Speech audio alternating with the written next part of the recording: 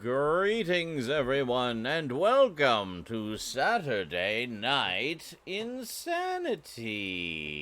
A little earlier, but still technically nighttime, kinda, sorta. Technically is in the evening. Yeah, there we go. So apparently Saturday evening I was insanity. all excited, saying, hey, this will be great for Garbage Gamer, who's on the East Coast and is always saying we do these too late.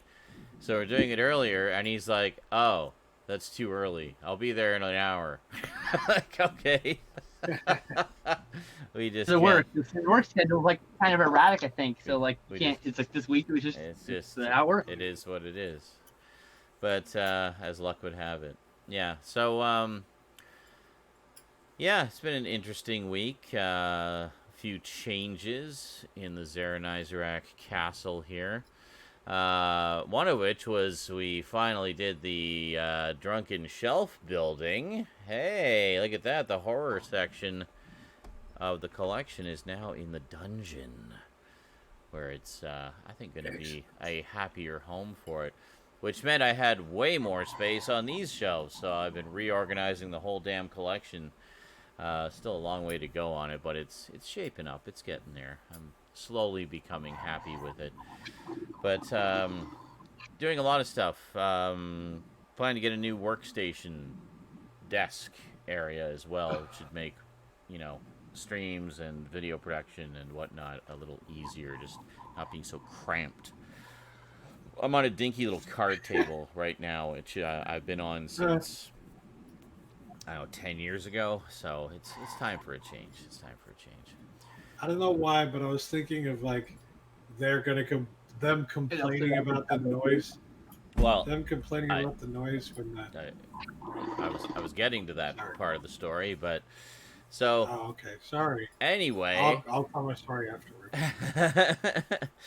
yeah. Stout the ruiner. So the reason, as Stoud the spoilerer hinted, the Here's reason a spoiler. the reason we're is the spoiler. Guess who dies at the end of the movie, bitch?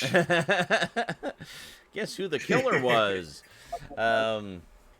Yeah, so anyway, there was a noise complaint. Apparently a few noise complaints. And unbeknownst to me, they were just letting them pile up until they could send me a written thing about it. So basically that means I can't do my late night streams or anything late night really anymore because I have intolerant neighbors. So, just gonna turn myself up a little bit. There we go. Speaking of noise, have to make more noise. So we're starting SNI earlier. So those of you on the East Coast who haven't been able to join us should now be able to join us. So 6 o'clock p.m.-ish Pacific time every week on Twitch if you want to catch the live show. Otherwise, repeats will, of course, the archives will be posted on YouTube as they happen. And I guess it means they'll appear on YouTube a little earlier now, too, because I just post them as soon as we're done with the live show. But, yeah, so it means also some changes from my Twitch schedule. There actually is a regular schedule now, something which I've actually been wanting to do for a long time, so I kind of take it as a silver lining in a way. But just wasn't expecting to do it so early in the day. So now my regular Twitch streams are between noon and 8 p.m. So 8 hours a day, every day, Monday through Thursday, and then on Friday we do the marathon, which is now starting at 8 a.m. and running no later than 10 p.m. Pacific time, by the way. Yeah. All time specific. It is actually, and this week we did our first sort of earlier marathon, and there was pretty good turnout. Like it was about 30 or so people most of the time, which is more than we usually get for those. So it might actually end up being a good thing, kind of a blessing in disguise. So yeah, with the marathons, if you know how it works, basically viewers contribute to kind of keep it running longer. So if we get a certain number of contributions, which would take us past 10 p.m., then the marathon continues the next day. So it's like a Friday, Saturday thing if it goes on that long. And then we just carry on the next day. This week it didn't, so we did Friday, and then today I've just been doing housework all day until SNI. That's okay, because I had a lot of housework to do. Also, I'm still adjusting to the new schedule anyway, so in a way I'm kind of glad it didn't run super long this week. We've had some marathons go like a full 24 hours, and that is exhausting. It's fun, but it's exhausting. But, yeah. So anyway, because of the noise complaint, I've rejiggered the whole freaking schedule from top to bottom. And now we actually have a regular schedule for things. And then, yeah, I think that pretty much covers all the changes this week. What were you going to say, Stoud? I just thinking about the whole thing and you talking about building a desk or getting a desk, which you'd probably have to build, you know. Yes. It just reminded me, like, because of the way the neighbors are complaining about noise, reminded me of this scene from a SpongeBob episode where he's just like building something, and Squidward yells at him and complains you're making too much noise, and so he's like, how do I do this? Because he's hammering shit, right? Yeah. And so he's just like, boom, boom. Like everything, like.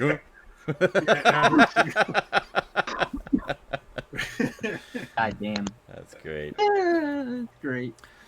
Yeah. The above stand-ups. I think it's the first episode of SpongeBob, actually. The very first episode. Excellent. Well, I have the first 100 episodes set, so I'll, probably be binging that while I'm doing mundane maintenance tasks for the channel and the highlights and stuff like that. Still not watched any So- full episode of SpongeBob, actually. Really? Oh, wow. It's a good time. I like it. I was very late to the SpongeBob party, as I think most of you know, but I fell in love with it almost immediately as soon as Rosie got a DVD of a handful of episodes one time, and we watched them. And In a past life, was I was great. superficially against it because it was popular. oh yeah, You know, That's I'm a fine. much more even-keeled and nice person now, so I think that's kind of why I'm more interested in watching it. Yeah, I think that's Yeah. kind of why I avoided it initially as well. It's just like, "Pfft, whatever. It looks stupid, and people like it. Therefore, I don't. And then actually, I don't give a fuck. I don't avoided. I avoided. I would be like, I don't care what's popular. I like what I like. Yeah, exactly. That was me. That was Yeah. that person. You remember me? I was a dick. It And was very fun to hang around with. I don't know anyone hang out with. I avoided Fight Club for a very long time for the same reason, because people just wouldn't shut up about it, and I was so sick of hearing about it. And then finally, like 10 years after the fact, I got the DVD and finally watched it, and I was like, wow, that was really good. And that's actually kind of a favorite movie. But Everyone's hyped up Steven Universe to the point where I was like, I didn't really care to watch it. Like, I was like, yeah. whatever.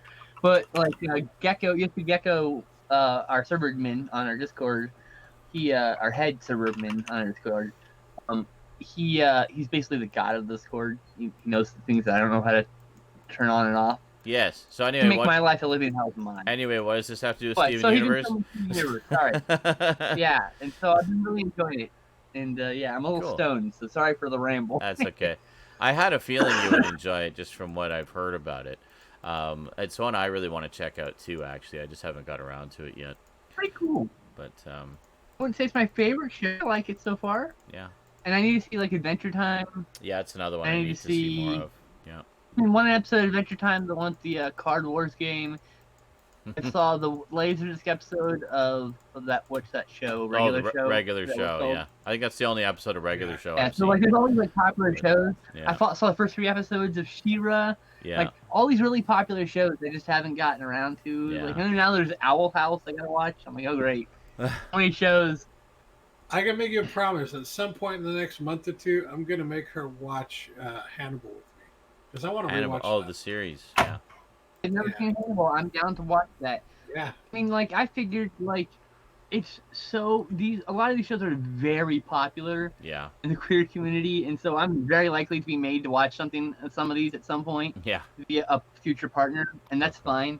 I wouldn't be opposed to that. But Yeah. like, Hey, I mean, I'm not motivated. I've got so many. Look, I've got a fucking you can't really see. I've got a shelf here full of movies I haven't watched yet. Okay. Oh yeah. Except for Planes, Trains, and Automobiles. Yeah. I've got quite a lot of shelves of those, and of course TV shows, which are I'm not saying all of them. That's just the ones I've got right now. a much bigger time commitment. But yeah. No, I've been watching a lot of Rocco's Modern Life this week. Speaking of other shows that were popular that I never got around to, and loving it, absolutely loving it. It's such a great show. So it's nice to just have the whole series right here in front of me, and I can just kind of binge away. But I'm actually, I'm on to the second season of that now. They did 4 seasons, so. And you don't have to worry about, hey, what streaming service is this on? How much am I going to have to pay for I know. But we'll probably talk about that a little bit more later because it's actually the only thing I watched this week. I didn't watch any movies this week.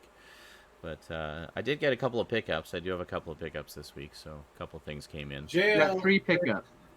Jail. Really big pickups I didn't pay for. I've got a story with, Well, one Jail of first said, I need to rewatch Roaco's Modern Life. Roaco's.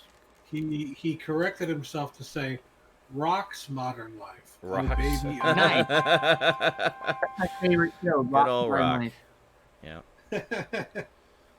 The Rock. If you smell what the Rock is cooking in his modern life.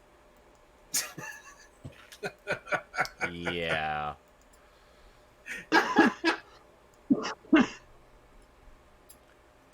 I don't know who that even is. Anyway. I've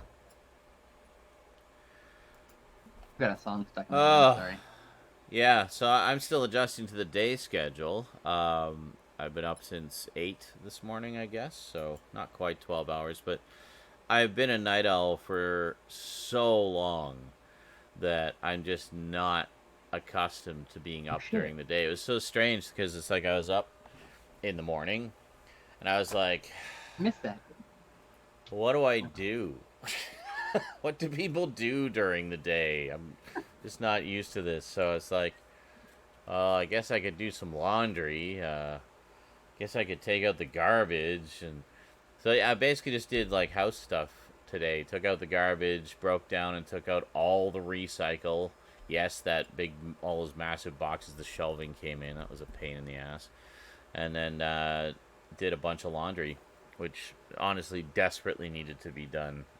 Because, of course, I have to get change, right, for the laundry. And for a while there, banks, nobody's wanting to deal with cash.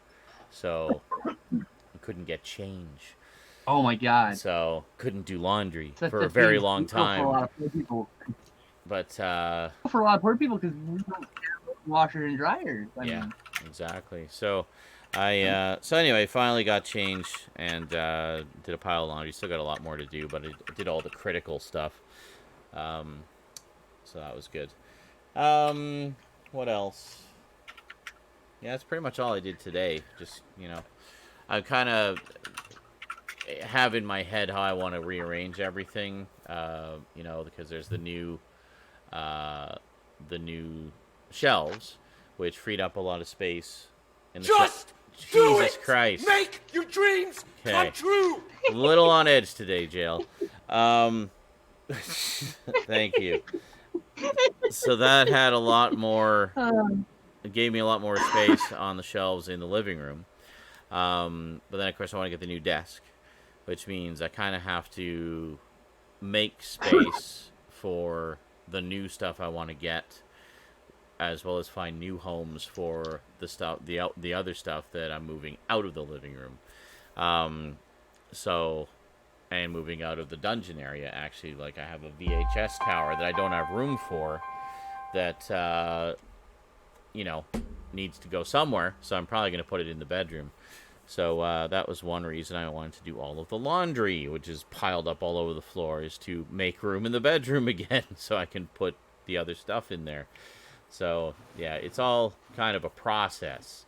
So,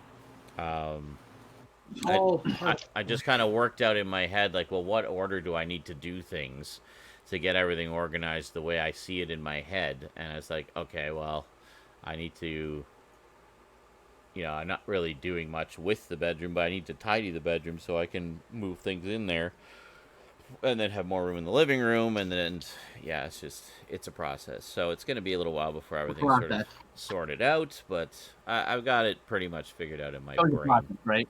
Huh? Yeah, like step one. It's like it's always a process. You gotta get to step one, and then like it cascades after step one. But like exactly, once you get step one, you kind of just gotta get there. Exactly. I hate that. I just kind of have to figure. Staring at task one, I'm gonna get to you eventually. Figure it out logically.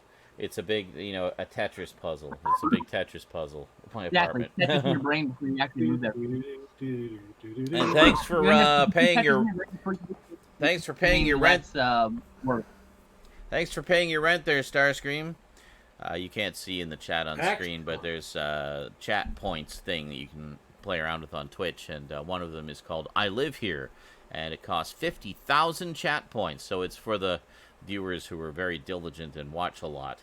Occasionally they'll drop 50,000 to say I live here, and we call it paying rent. So Starscream just paid his rent. Oh, and Cereal Freak just paid his rent too. Thank you so much, Cereal Freak.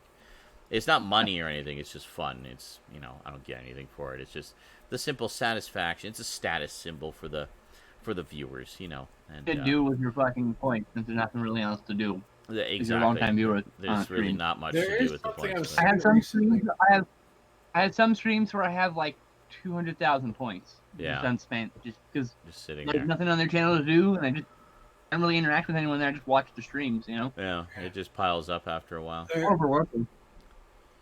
There is something that they just started doing. I don't know if it's available to all streamers yet, but I know that there is a new thing that you can do with the points where people can like bet their points, and you'll just put up like a question. Well, I've seen people doing it with battle royale games, particularly like Apex Legends and whatnot. That'd be cool. I would love if we could gamble our points on whether Sean wins or not. Yeah, will you make top 10 or not? That's what they've been doing. And then people gamble their points on whether or not he's going to make top 10. Yeah, that'd be so cool. Okay. I wish you could do that, right? Yeah. I don't know if he can. When that's available, we got to set that up when it's available. Yeah. Hey, Roth Southie, how's it going, dude? See, now this is one of the things I think will be good about having the show earlier is, you find folks who aren't able to see it when it's later will finally be able to see it live. So... there you go. Good stuff. Good times. Always gonna miss out, unfortunately. Just literally the worst turns. There's someone who's didn't sleep in the show, and I'm sorry, but yeah, it's just the way it goes. The way it goes. El Cheapo says he's here because it's early, and yeah, no, that's great. Excellent. Excelente. So, anything new in you fine folks' lives this week? Skinslip, Stoudman? No. Okay, I'm still waiting to hear if I got the fucking job or not. Oh, that's about it. That's it. Yeah. I'm still waiting for him to put my computer in a box and send it to me. Ah, yes. Oh, good. No one sent it in a week. But, Have I heard of a movie called Friday the 13th and Ryan Chataway? No, I haven't. And what's this? Win channel points if you. Prediction started. Whoa. Oh, Carlotton activated predictions. It says, will SNI end on time? I don't know. What's on time? Well, it has to. Like, it has to end by 10 p.m. at the latest. I cannot go past 10. That's the rule. So we have to make an effort to cram everything in. Cram. Before 10. That's the farthest. Give me control. Farthest we I would can love to go. predict, but my thing froze. Come on. Okay, I guess you're clicking on other things that aren't the... Okay, I'm whatever. guessing it's a yes or no. I think it's broke because my computer's dog shit. I can't see what the options are. I just see a ball and a ball.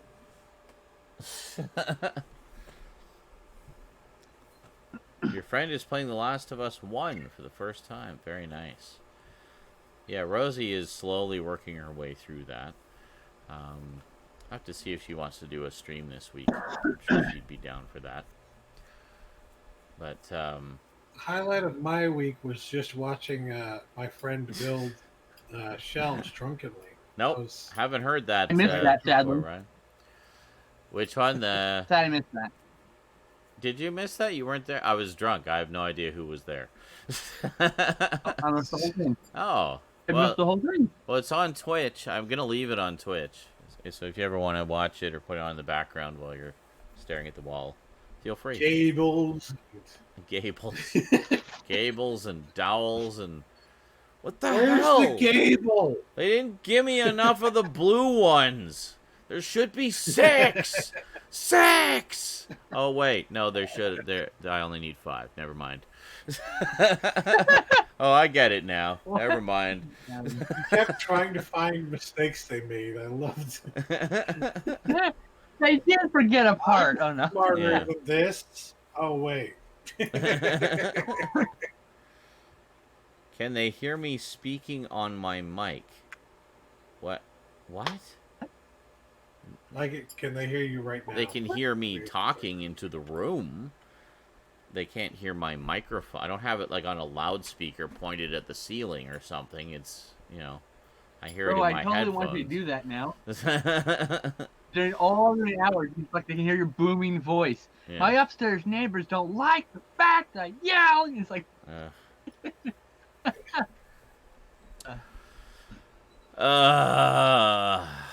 Apartment life.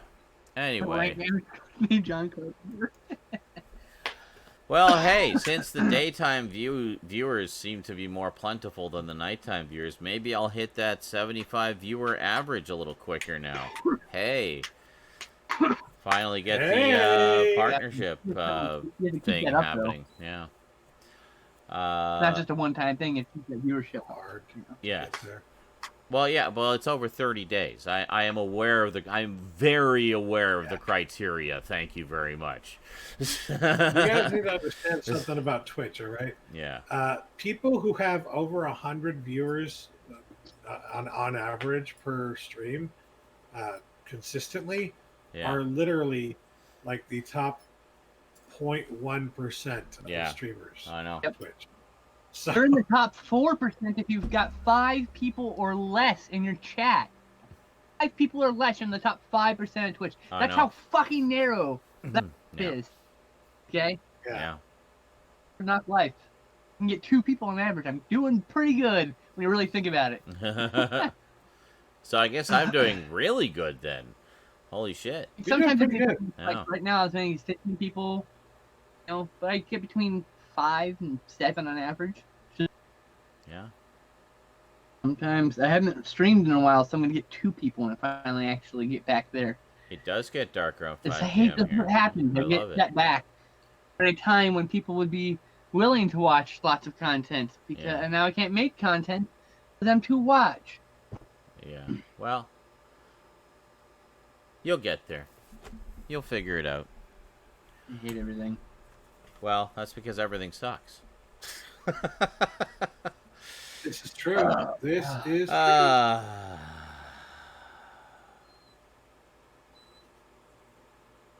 What was it? Oh, Iceman said someone I follow got a 24-hour ban because they had boobs in a Blade Runner game mod of Serious Sam. Well, they're not supposed to do that.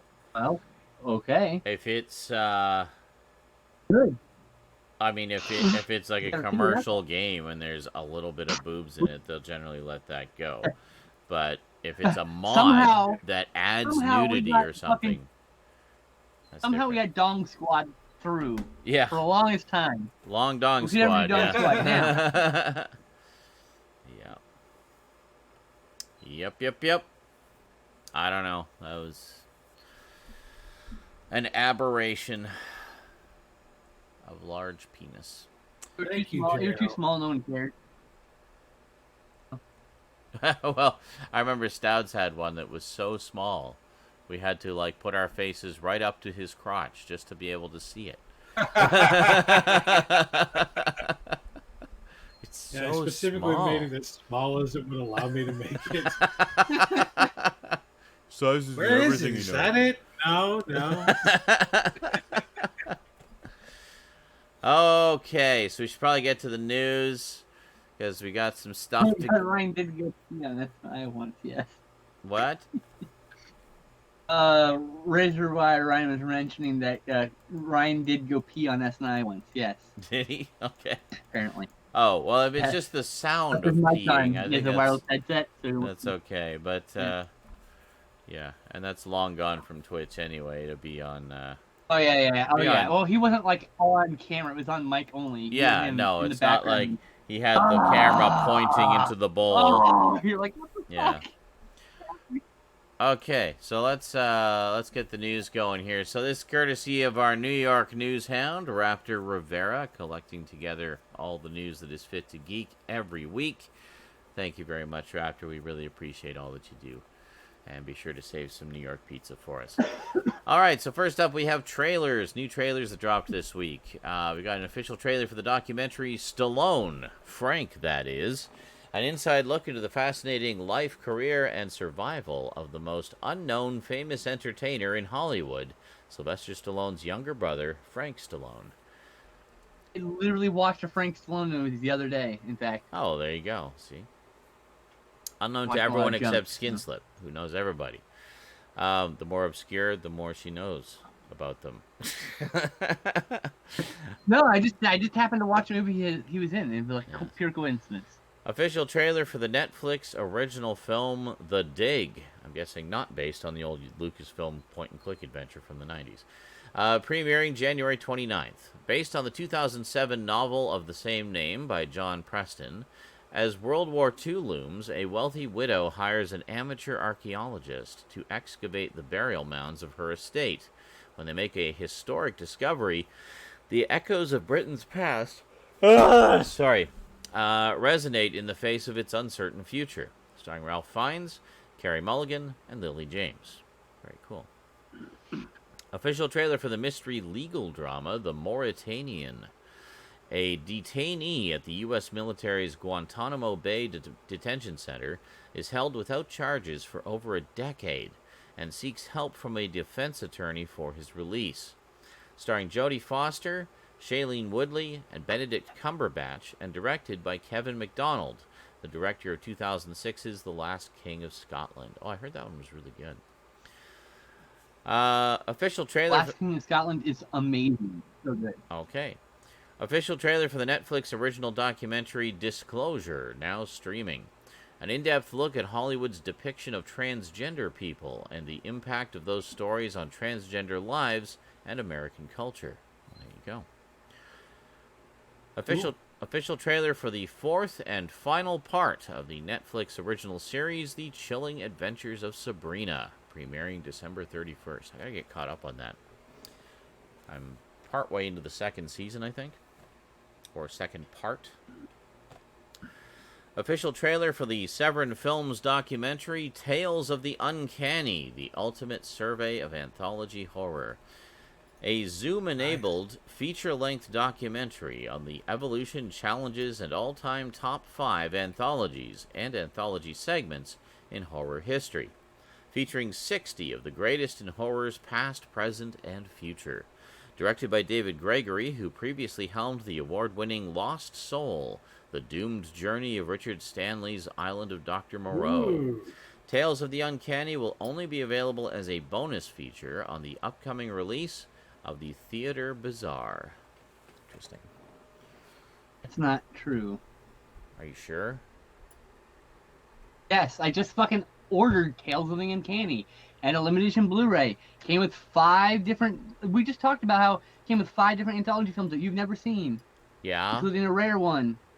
That's not the fucking... That's not a bonus feature on Theater Bazaar. That's its own standalone release. Well, what is the Theater Bazaar then? That's a new anthology film. David Gregory did one of the segments for. David Gregory's the guy who owns Severin.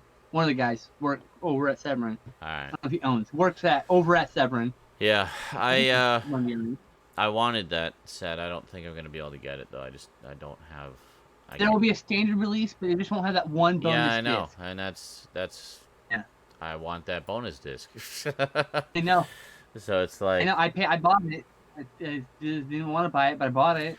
I just had to. It was only available now. Yeah, I know, and I'm a huge fan of anthology horror, and something like that would be an invaluable addition to my collection. But There is that.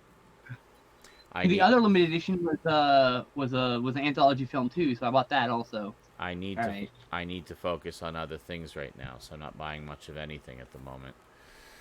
I'm trapped, so I'm just gonna enjoy my time. All right, that's it for trailers, movie, TV news. An unprecedented announcement: in 2021, Warner Brothers will release 17 of their films in theaters, whichever are open, and on HBO Max the very same day, and will stream for 30 days. This list includes Godzilla vs. Kong, The Matrix 4, Dune, Mortal Kombat, The Suicide Squad, and many others. In a statement, WB that's cool. In a statement, WB explained, "With this unique one-year plan, we can support our partners in exhibition with a steady pipeline of world-class films, while also giving moviegoers who may not have access to theaters or aren't quite ready to go back to the movies the chance to see our amazing 2021 films." There you go. It's a great idea, and I am here for that. I'm surprised that they did it. I didn't think they were going to go that far at all. Mm-hmm. And a lot of people are saying, well, this is the death of the theater. Theaters are dead now. There's no way they're going to be able to survive this. And I'm thinking, okay. I don't think we're going to survive the pandemic anyway. Come on, bro. That's not actually accurate. Yeah. The reality is, going to see a movie in a theater is still going to be miles fucking better than seeing it at home. Well, of course. Especially streaming. Because streaming is never going to be the same quality as watching a movie in a fucking theater. Not even close. No. So, 35mm projected in a wall is not the same. Not even close to that 4K TV that you got. Trust me. Yeah. So you can project that 4K on a wall for a good experience too, but not as good. Not as good as the 35mm. Will never be. And a good thing, a good way to think about it is, anytime you see something that's streaming in 4K, if you stream it in 4K, you're actually probably getting about 1080p. You stream it in 1080p, you're probably getting about 1080i at most, or 720p. So 720p. Well, that's really what it is. Well, no, not okay. No. Hold on. That's not entirely accurate. I mean, you get the resolution. You get 4K resolution on streaming. You get 1080p resolution on streaming. What you don't get is a decent bit rate. So it's pixelated to hell. You got black crush everywhere, and black crush. It's 1080p, but it looks like shit. Yeah, that's what I'm saying. I'm not saying like. I'm just an easy way of thinking about it, so that you understand you're not actually getting the real 4K experience. You're not even actually getting the real 1080p experience. Yeah, that's all I'm saying. No, you're not. Because people seem really fucking confused by that. They think, but it's streaming. It says 1080p in the stream. Yeah. See, 1080p. No, it's not 1080p. I guarantee you, it's not real 1080p. I promise you, it's not actually real 1080p. It is real 1080p. You're confusing them. With a shit. Then you have to educate them. You don't say that it's actually 720. No, it isn't. That's wrong. That is fundamentally and factually and technically wrong on every level. It's 1080 with a shitty bit rate, but it's still technically 1080. Do you think these people know what bit rate is? Then you have to educate them, not make them dumber and wronger by giving them wrong information to explain it to them. Mom and Dad are fighting. You say, okay, what makes good high definition is not resolution alone. It's two things, resolution and bit rate. You need both to be high to be good. Bigger numbers are better. Because actually you can look at a lot of streaming things. It'll tell you the bit rate that it's streaming at. And it's garbage. 1/10 Blu-ray, by the way. Huh? Oh, yeah. It's if you're lucky. 1/10 Blu-ray quality. Yeah.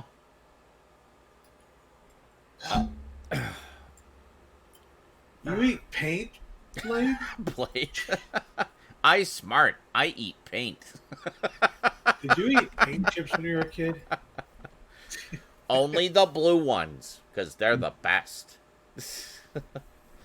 Oh my Toast. god. Eat Raw. pent. Oh, my friends are exhausting. Yes. So carrying He on. is. So I know Warner fucking Brothers how will be life. streaming it No, all Sean in continued to annoy at me, wrong, even though I totally started talking about bad, actual. Anyway, high def. anyway. Damn delay. Next, actor Peter Dinklage is set to star in a reboot of The Toxic Avenger. Macon Blair will write and direct what is described as a contemporary reimagining of Troma Entertainment's 1984 hit of the same name. Dinklage will play Toxie, the superhero around which the film centers. That's going to be really interesting. Interesting. Lloyd Kaufman and Michael Hertz will serve as producers for Troma Entertainment. Macon Blair will write and direct what is described as a contemporary reimagining of Troma's... Wait a minute. We just read this. Dinklage will play Toxie. Yeah. What? You put it twice. Okay. So once Shut again, Peter Dinklage will star as... Okay. Like, again. I got just so we're clear on this, confused Peter Dinklage is playing Toxic. why I was reading the same thing twice. But okay.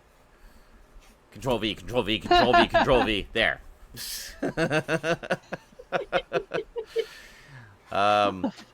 Universal Pictures and producer James Wan have tapped director Julius Avery to helm an untitled Van Helsing horror thriller inspired by Universal's classic monster legacy. Avery previously directed the fantastic 2018 film Overlord. The logline for the script is being kept under wraps, but the film centers on vampire hunter Van Helsing. Avery will also be writing the script. Excellent. It's called Van Helsing. If it wasn't focused on him, I'd be a little worried. Yes, Van Helsing, but it's all about the mummy. What? Yeah, right? What? Speaking of Universal Monsters, Phil Lord and Christopher Miller are re-teaming with Channing Tatum for a mysterious monster movie at Universal.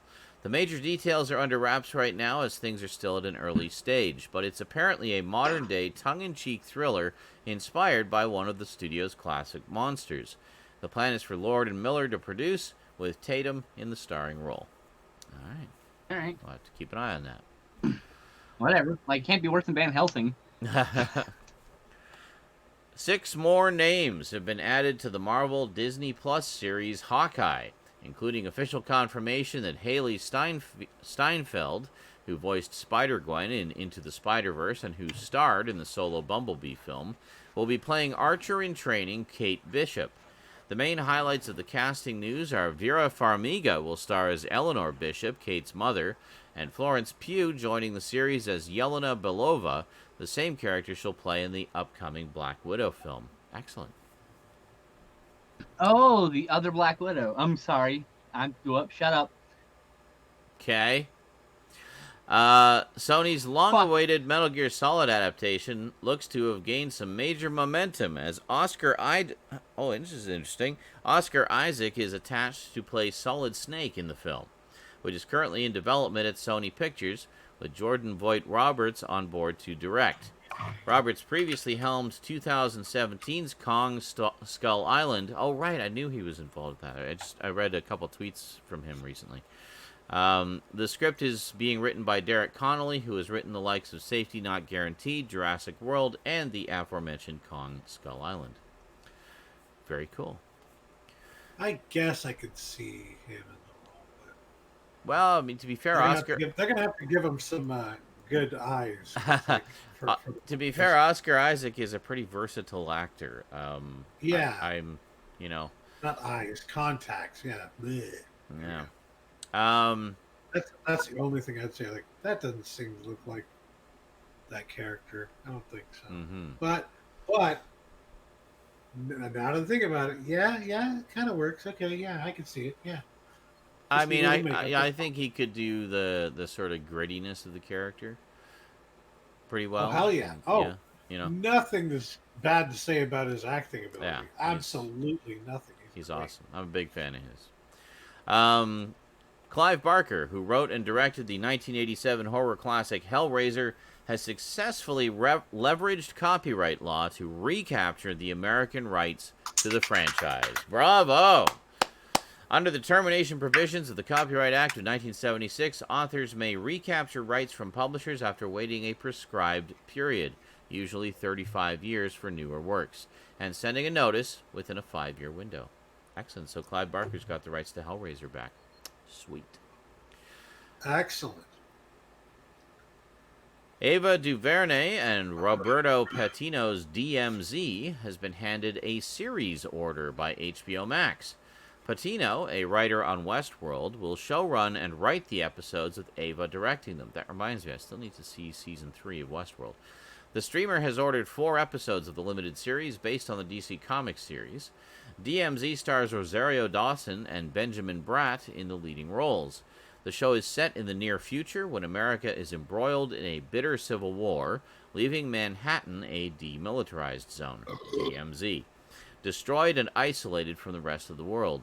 It chronicles the harrowing journey of fearless and fierce medic Alma Ortega, Rosario Dawson, to find the son she lost in the evacuation of New York City at the onset of the conflict.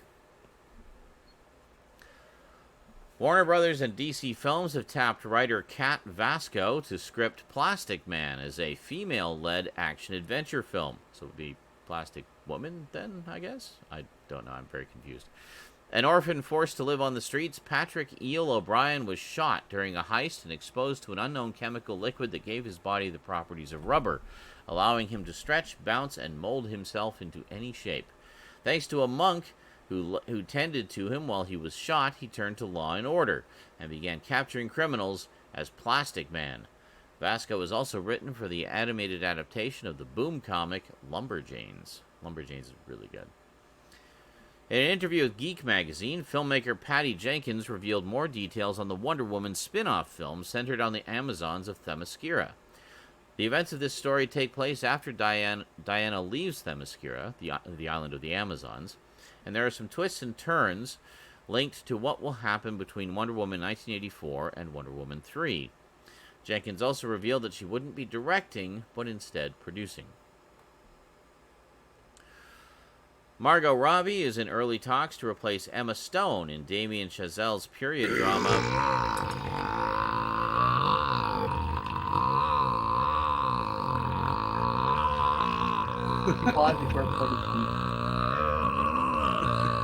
Long before. Did you hear Before that? plays my chat.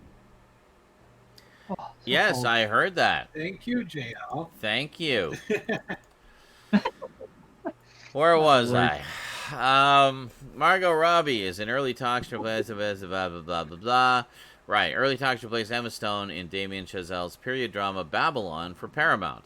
Stone is exiting the project due to scheduling conflicts. Chazelle has previously written and directed the Oscar-winning films 2014's Whiplash and 2016's La La Land, as well as 2018's First Man. The film will take place during the transition from silent films to talkies and feature a mix of real-life and fictional characters. Excellent. Cool. That sounds really neat. Jason Statham is nearing a deal to star in Focus Features' crime thriller Small Dark Look, which is a follow-up to 2007's Eastern Promises by David Cronenberg. Oh, nice! Oh, shit. All right. Cool. Sweet. Danish filmmaker Martin Zandvliet, who was nominated for a Best Foreign Film Oscar for his drama Land of Mine, is now on board to direct, with a script by Stephen Knight, who wrote the original. The film is being kept hidden in a steamy bathhouse, but the project will not continue any storylines from the initial movie. Interesting. I think that steamy bathhouse thing is a reference to Eastern Promises. I haven't seen Eastern Promises, Yeah. so I need to get caught up on my Cronenberg. Reference it's to the such good scene in Eastern Provinces. That Very cool. Yeah. I need to see that again. I haven't seen it since it came out, basically. Hardly remember it, except that scene, of course. It's like part gangster movie, part action movie. Okay. So it's Yeah. really, yeah. Well, I'm down for pretty much anything by David Cronenberg. So, yeah. Sadly, after 3 seasons, Disney has decided not to renew the DuckTales revival series for a 4th season. So it is done. It's unfortunate. I liked what I saw of that. I thought they did a really good job of, making it fresh and new, yet still, had the feeling of the crazy old ones, to me about that, about them canceling it, is like, but you're literally doing all these spin-off series now because this was so popular and well received. Yeah. Like, you're doing a fucking, or not even a series in some cases, movies. You're doing a fucking Chip and Dale Rescue Rangers movie now. You're doing all these movies and TV shows and stuff based off of these Disney afternoon products and whatnot. Yes. And I'm just thinking to myself, what the fuck? Well, hello, Garbage Gamer. How's it what going? What the fuck? It's Garbage Gamer. What the fuck? That's the response I get, Oh, he goes, what the fuck? What the fuck? Let me just move the picture over. The DuckTales show was so popular that it inspired them to do all these movies and TV shows based on Disney afternoon stuff. Yes. And now they're just going with the other Disney afternoon stuff and leaving DuckTales in the dust. Pretty much. What? I don't know. I don't know too. But that's what they're doing. So. Golden Goose, who needs that? Kill it, eat it, cook it for dinner. Boil it, mash it, stick it in a stew. That's right. Yes. I have no idea what you guys are talking about, so I just thought I'd say that. And then never release it on Blu-ray, only on DVD, and only in like a few episodes. Oh, I know. And random episodes, not even chronological order or anything. Just random episodes. I think they had the pilot. They had like the 2-part pilot. And of course, there'll be a 2-part of no. That's like the only ones that are in order. Thanks, Disney. Yep. I have cake. How little they care. Ooh. Oh, nice. How little they care about their own, about the collectors anymore. Anything. They don't care about all. It's money. Well, I mean, as far as I'm concerned, if they want money, put stuff out on physical media as well. Because people will buy it. It's more money. Yeah. But, I don't know. No, the biggest problem is that Disney, the corporations are so big they can leave money on the table and they don't have to worry about it. That's the problem. Yeah. And that's why I all this IP. Why would they just leave? It's just like I wish some of the stuff was like independent. Yeah. Yeah. It's unfortunate. I want to break it all up and like sell the IP off. Be like, no. I don't know how it goes everywhere. Yeah. How fucking big Disney is. They are losing like $73 million a year or something like that from not having their parks open during the coronavirus pandemic. It's a drop in the bucket to that's them. Like a drop in the bucket. Yeah, they're just like, oh, well. Yeah. I mean, they spend 5 times that on a movie, like just like a Marvel movie or something, Yeah. And then make 10 times that back, like, oh my god.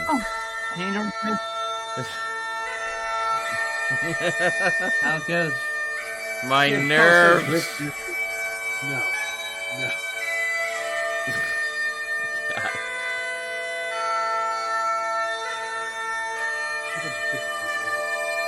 Yes, I will have 1 stock of Disney, please. 1 Disney stock. I would like 1 Disney, please. A singular stock. 1 stock. I used to have 12 stocks in WWE stock. R.I.P. Spock, yeah. Okay, thanks, JL. Anyway, carrying on. Where the hell was I? Yeah, DuckTales got canceled. Disney sucks. Anyway, in streaming news, the following were released on their respective streaming services this week. Mank, the film on the writer behind Citizen Kane, premiered on Netflix. I need to see that because I actually, just funny enough, just today, I watched the last interview that Orson Welles ever gave.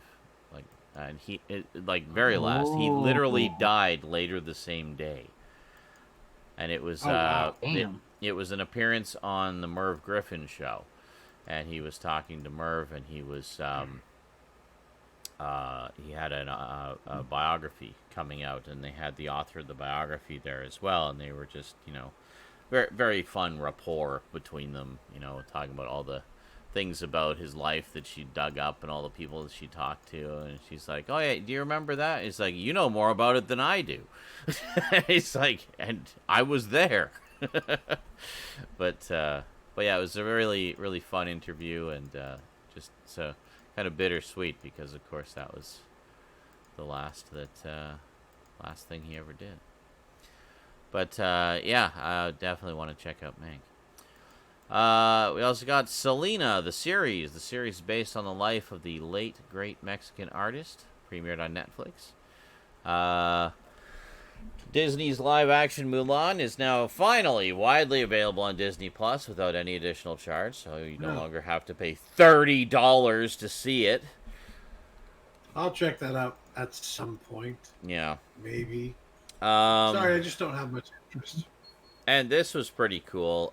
In honor of Chadwick Boseman's 44th birthday on November 29th, Marvel edited the opening intro to the film Black Panther in tribute to the actor who brought King T'Challa to life. This tribute can still be seen on Disney Plus. You know, it's the one with the Marvel logo where it has clips from all the heroes. It's all like Black Panther clips now for the Black Panther movie, which is pretty cool. Yeah. In comic book news, IDW Publishing and Toho International Incorporated have announced a multi-year partnership that will see the iconic kaiju king Godzilla, along with Rodan, King Ghidorah, Mothra, and many more monsters, appear across a line of publishing projects, including comic books, art books, journals, puzzles, and coloring books over the next few years. IDW will have worldwide distribution for these projects, with the exception of certain Asian markets. That's pretty cool.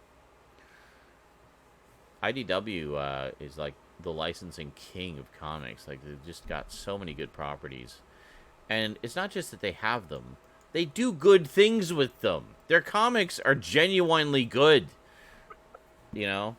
I don't know very many duds. They put good writers on them. They put good writers on them and like really talented artists too, like appropriate artists for them that just do wonderful things.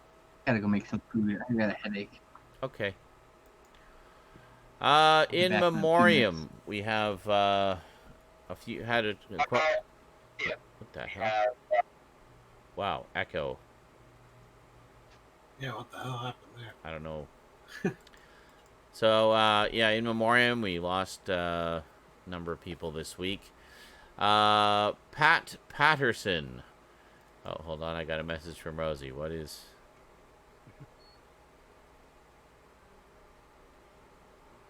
Oh. He's like, bring me some water. Go get your own water.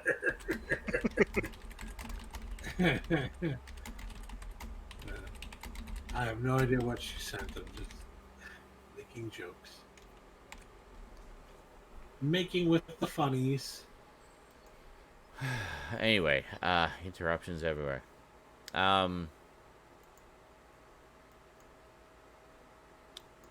Where was I?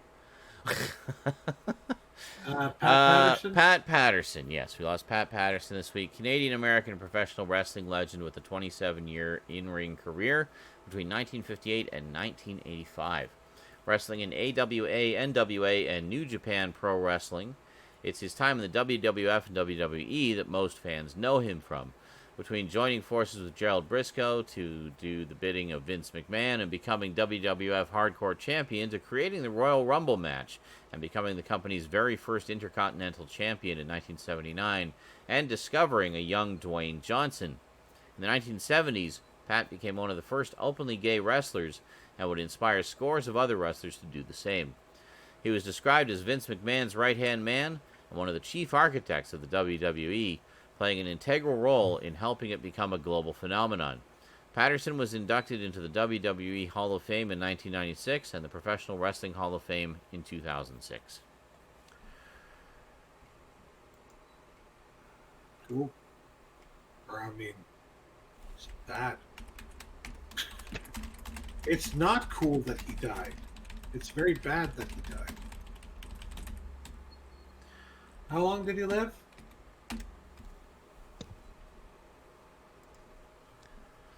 When did he die? What age was he? It doesn't say, actually. Oh, wow. Hopefully he lived a long and happy life. It seems like he had a pretty happy Pretty life. full life, yeah. I mean, Yeah, did quite a pretty lot for the sport, and you know, discovering people who are now, you know, legends. Yeah. This one was pretty sad to me, and a lot of people. I think we lost. Just heard about it today. Actually, we lost David Lander, who was American actor, voice actor, comedian, composer, musician, activist, and baseball scout. Lander acclimated a near 5-decade-long career between 1969 and 2017. He was the father of fellow actor Natalie Lander. He worked as the Goodwill Ambassador for the National Multiple Sclerosis Society. He was best known for his portrayal of Squiggy on the sitcom Laverne and Shirley. Yeah, I remember he was also the voice of Doc Boy in the Garfield Christmas special. And, some of the other Garfield, later Garfield shows that came out as well. Hey, kids! Sorry. No, not Binky the Clown. No, I know. No, he in the Christmas special, he's asked to do like an impersonation of the. No. I swear he's reading a story, right? In the story, he asks, reads it a certain way. He asks that is Doc Boy and John asking their father to read the story a certain way. Oh, it's the father Yes. that I'm thinking. Lifelong Garfield. I have a bad fan. memory, okay? I know. That's Yeah, why I tried to I be will say gentle. this. I will say this. Sean has an impeccable fucking memory. I don't know how he does it. I but try. It's very good. Good job. Thank you. It's all the beans and garlic. It's all the beans and garlic. That's right, especially the garlic. And perhaps a little bit of them vitamins. The vitamins. All The them, all them vitamins. I'm sure the vitamins The help vitamin too. of Vegemins. Vitamina Vegemin. And it's tasty Get that right too. when you're old enough.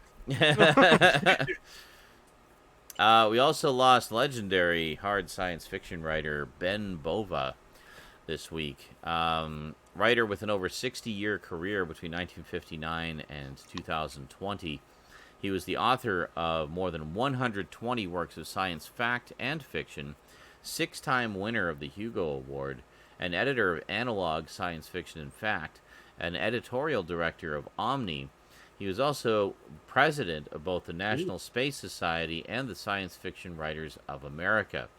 And just as a side note, he was also one of the main developers of The Star Lost, which was originally being developed as the first sort of big hard sci-fi, saga, and just kind of got pared back more and more and more. The Star Lost? That's the one, yeah. It was him and Harlan Ellison. Like, he was basically, they're hiring all these heavy hitters of science fiction to develop it, but as the budget just got cut back more and more and more, a lot of them left, and Ben Bova was one of the ones who left.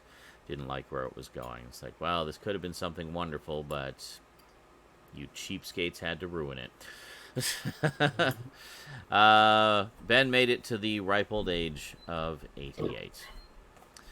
We also lost Frank Carney, restaurant entrepreneur and co-founder of Pizza Hut. In 1959, Frank and his brother Dan borrowed $600 from their mother and opened a pizza restaurant catering to students after a local real estate agent with an unrented building convinced them that pizza would be a promising business. Although they knew little about pizza making or business, they learned quickly, and the business started to grow. Their first franchise opened in Topeka, Kansas in 1959. By 1977, Pizza Hut had grown to 4,000 outlets, and the brothers decided to sell the business to PepsiCo for over $300 million. In 1994, Frank became a franchise... What? And that's when all the pizza got terrible. It's not Yeah. bad. In 1994, Frank became a franchisee of Papa John's Pizza. Frank made it to the ripe old age of 82. So that's why it's so bad. Yeah. I would have sold out too. I'm not blaming the guy, Mhm. but I will say I remember back in the early '90s, my first experience with Pizza Hut. Like, Mhm. there's a smell to a Pizza Hut restaurant from the '90s that is no longer replicated. It is not a bad smell, by the way. Mhm. It's like 90% the smell of cooking pepperoni, so it's just Okay. wonderful. There you go. I do like the smell of cooking pepperoni. Um, Oh yeah. we also lost Lon Adams, creator of the formula for the Slim Jim beef jerky sticks. What? Adams was a World War II veteran who survived the Battle of the Bulge despite being shot in the head. After recuperating, Wow. Adams attended St. Ambrose College in his native Davenport, Wow. Iowa. Thanks, Major Matoko. Thanks, Major Matogo. And then obtained a master's degree at Iowa State University. Adams worked on the jerky recipe for more than 20 years at Goodmark Foods in Garner, North Carolina, from 1968 until his retirement in 1991. While Slim Jims were first created in 1928, the current formula is Adams' work. Lon made it to the ripe old age of 95. Wow. Holy moly, that dropped Damn. a bunch of emotes on the chat, too. Thanks so much, Major Matoko. I got a roll of toilet paper. A roll of toilet Yeah. paper. That's my favorite new emote for the entire year, right Perfect. there. It's just like 3 rolls of toilet paper with a bow around it. That is the 2020 There we go. emote right there. My emote didn't even load up. But for me, my emote didn't even load up. It just says rival. It just says You the got- text for me. Okay. It's 2020 a little unroll. girl with a crown on her head. It's fine. It's just funny. It's like, okay, I don't Anime need girl, emotes yeah. now. The computer's that bad. It won't show emotes at all. We also lost Hugh Keys Byrne, English-Australian actor and film director with a 48-year career between 1967 and 2015. A former member of the Royal Shakespeare Company, Byrne had 40 acting credits to his name, but he was most fondly remembered as not one but 2 villains from the Mad Max franchise. Toe Cutter in 1979's Mad Max, and Immortan Joe in 2015's Mad Max Fury Road. Mediocre. Oh yeah, I saw that one on Facebook. Oh, that's why that one was okay. Kept Yeah. seeing that meme, and I was like, why is this meme suddenly made a comeback? And Picture finally, of him standing next to the guy in the mask. last but most definitely not least, we lost Darth Vader himself, David Prowse, this week. English bodybuilder, weightlifter, and character actor in British film and television with a 67-year career between 1950 and 2017. Early in his career, Prowse had established himself as a prominent figure in the United Kingdom as the Green Cross Man in the Green Cross Code road safety public information aimed at children. Between 1970 and 1974, David appeared on Doctor Who, Kubrick's A Clockwork Orange, and 2 stints as Frankenstein's monster in The Horror of Frankenstein and Frankenstein and the Monster from Hell.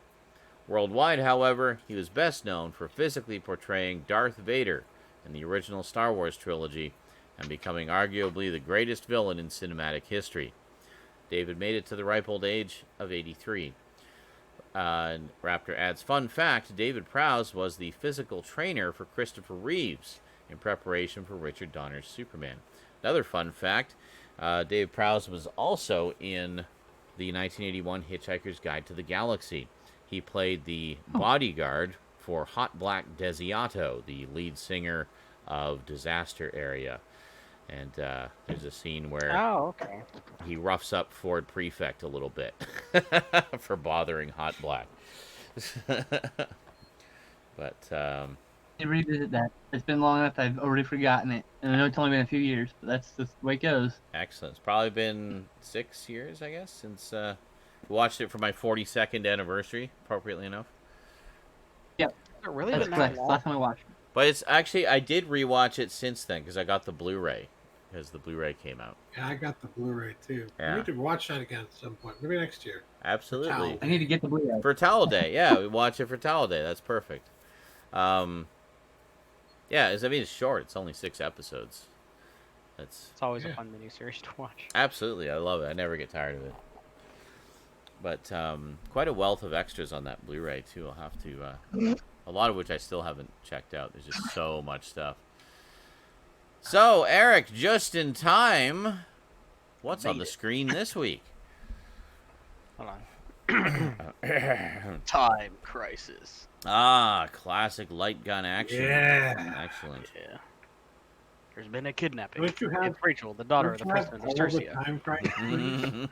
I have seen the intro to this game so many times I can practically quote the fucking Says it, your daughter will pay the price for destroying the Imperial rule. Oh no.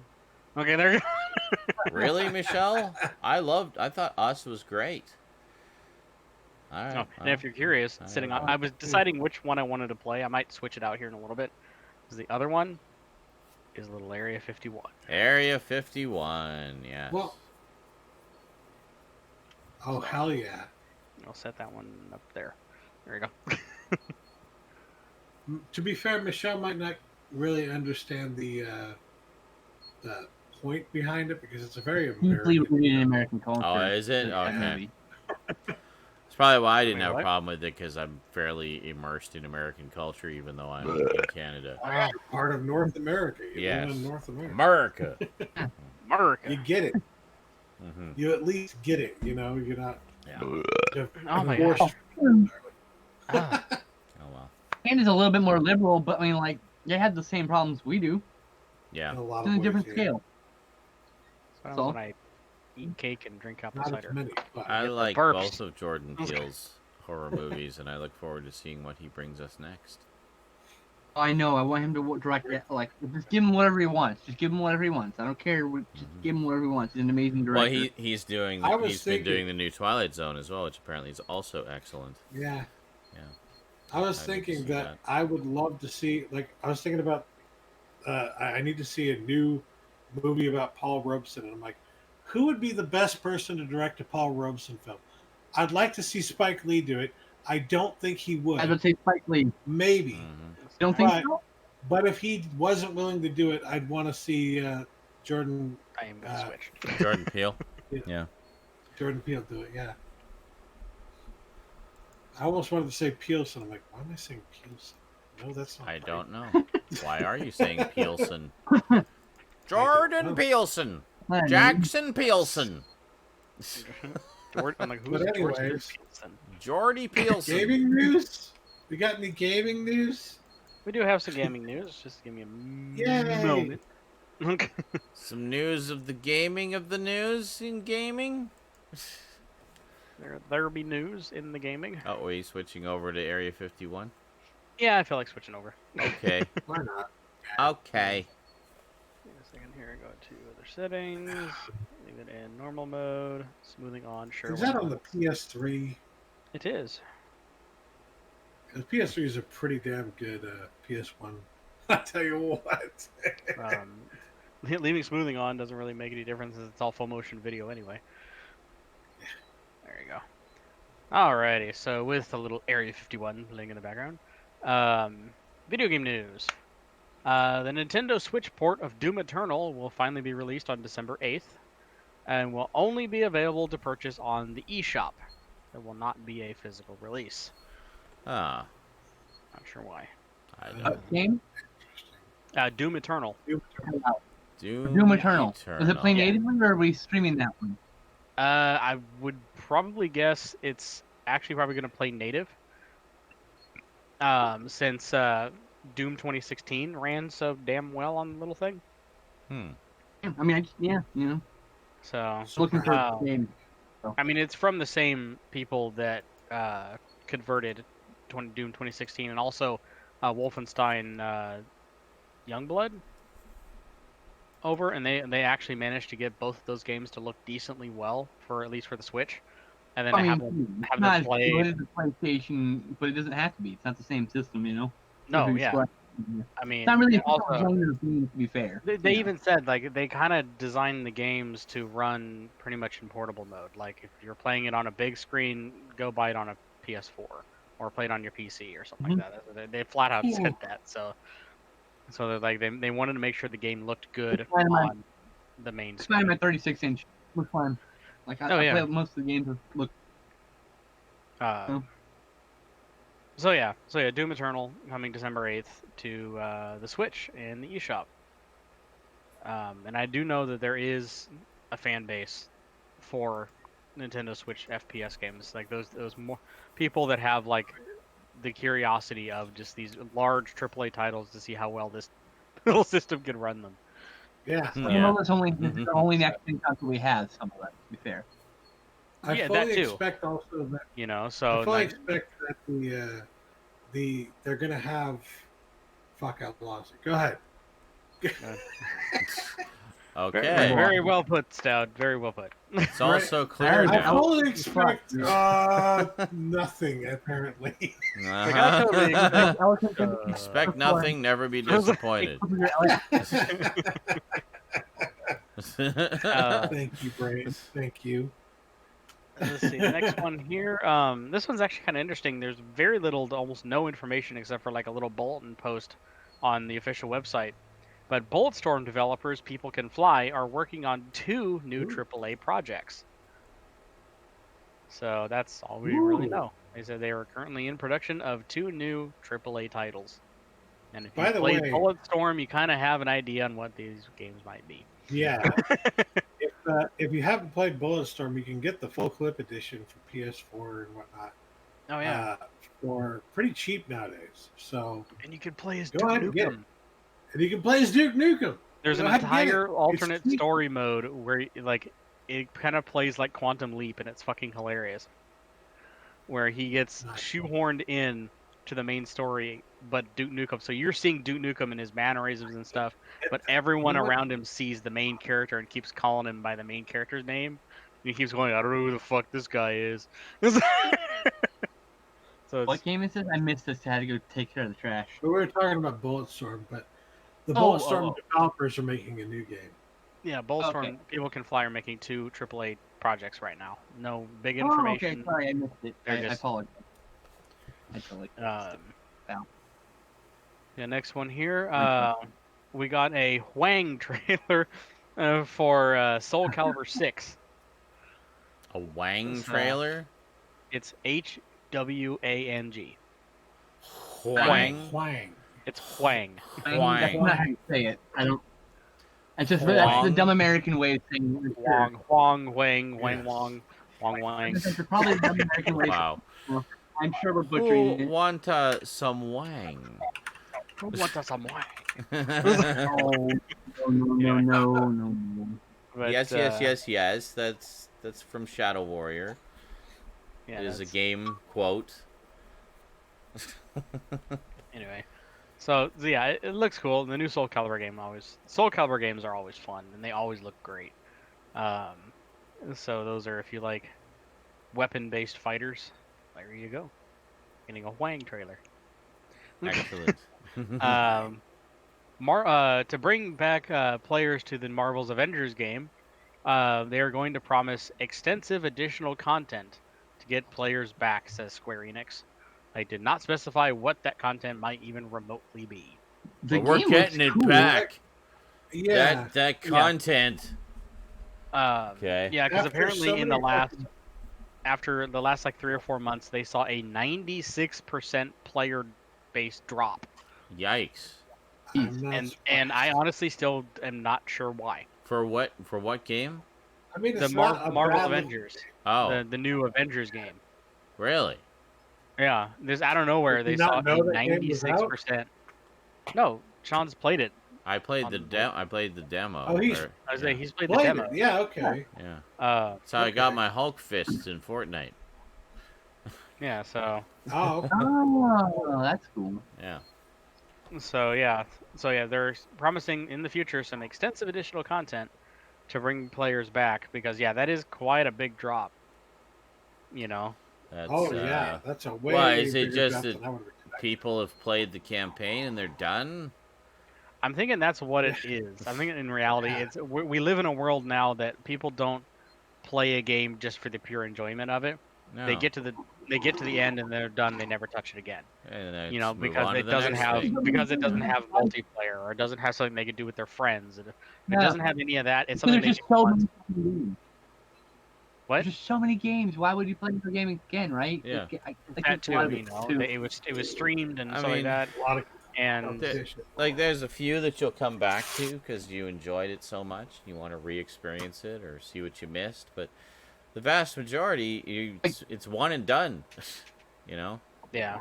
And it says, according to the Legally Blind Like, Gamer here, to be honest, because like look, we're like in the indie game boom kind of period, like Yeah. like kind of like VHS did, Yeah. where there's just so many games. Oh, There's yeah. too many games. Yep. I want all yeah. of them.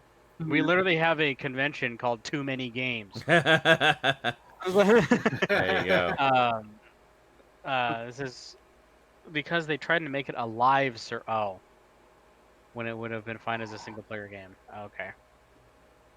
Yeah, Marvel Avengers is a live service, meaning constant Content, yeah. content like is needed. Like it needs to be almost. I guess they're trying to make it like Destiny, where there Okay. needs to be. You can play with other people, and there needs to be constantly having new content float into it for people to. But how the hell is that going to work with Avengers? Like, I don't fucking know. it's such a linear story. Well, I feel like actually surprisingly, I think Fortnite did the best job with that. Like Yeah. spreading things out across several months Yeah. with the Yeah. Marvel characters. They did pretty good with that. You know? Well, in that case, yeah, but I mean, it's because that's just the way, I mean, Marvel or not, that's just the way Fortnite's always been structured, is they'll have little updates that'll do little changes and different gameplay I'm just saying dynamics, that and the game you know, developers they behind do a lot of this different things to Avengers keep it game fresh, yeah. probably don't know. Ryan. We know you don't play games. That's They that's probably good to aren't know, familiar. Ryan. Well, this is the gaming news part, so we Sean, talk I about don't play games in this part. Sean, Uh-huh. What? Sean, I don't play games. Okay. Oh god. What? Sorry. Anyway, Yeah, he's still going. I don't play games. Anyway, Still bring out activewear. Don't mind me. Oh my I god. play games. Every day. huge rumor mill on this one. I'm just gonna warn in advance. I usually don't do these, but kind of scrap for news right now, so I'll go with it.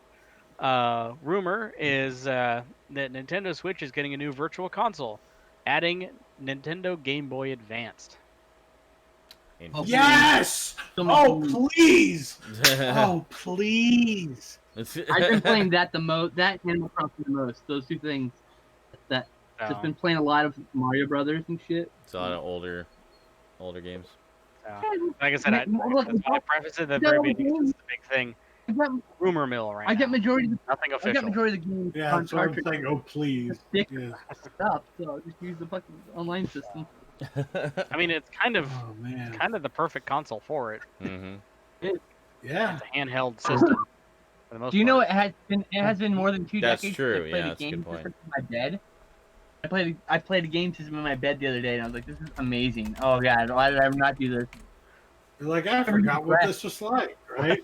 What are games? That's a bad idea. And last but certainly not least, I'm gonna chew in some Fortnite news if you haven't already talked about it yet. Yay! Wow. So with the release Probably. of season 5 of Fork Knife, Fork knife. many new characters are being added, including Mando and Baby Yoda, Yes. along with the man himself, Mr. Badass, Kratos. That's right. Yeah. It was announced 2 Yeah. days ago. There was a trailer, and it just said new Fortnite season 5 trailer, new character. I'm like, okay, sure, why not? I'm bored. They I went and looked, and then of course. I'm like, holy shit! And it's not just Kratos; Yeah. it's the new God of War game Kratos. So it's old man It's Kratos. old Yeah. man Kratos, yeah. So he has Dad the of War. Leviathan axe. You Dad have of War. Eric on board now. We get the It's Dad whole of- Cram crew playing a game. It's Dad of Boy. There's a bunch of my group Whole already. Cram crew playing now. A bunch of my group already Yeah. grabbed the Kratos skin. Like as soon as it came out, they grabbed the whole pack. Yeah. But the Kratos, aka What the the new fucking sweaty The new skin. sweaty that's the- skin. that fucking thing. It is. uh, I've only ever seen fucking Sweaties using that skin. I'm saying. really, Like, There's a PS5 So only far- version of Kratos. it's like in Travis Fortnite. Scott all over again. Yeah, I'm Fortnite. still You waiting know for a that Christmas skin. Kratos in that kids game. Yeah. Yeah. It's the baby's What is a game. Kratos? Ryan Chataway wants to know, what is a Kratos? A Kratos.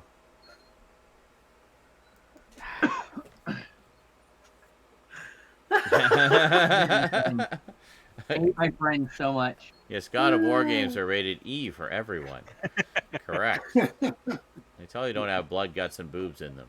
Not at all. Mhm. Nope, not a There's totally not Oh, why do you do a that? What the fuck? a nudie mini Thank you, game Brian. where you have to rotate the joystick really fast. But yeah, and there's also, I think, I'm guessing that some of the consoles are getting console exclusive characters, kind of like what Soul Calibur did a while back, where they had a lot of Oh, licensed yeah, where they characters had, that were console specific. Yeah, let's see if I remember them. It was Xbox was Spawn, Mm-hmm.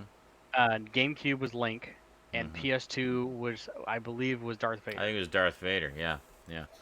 So it looks like they're doing something That's right, yeah. similar. They're doing something similar with Fortnite this year because they have Kratos, obviously for PlayStation.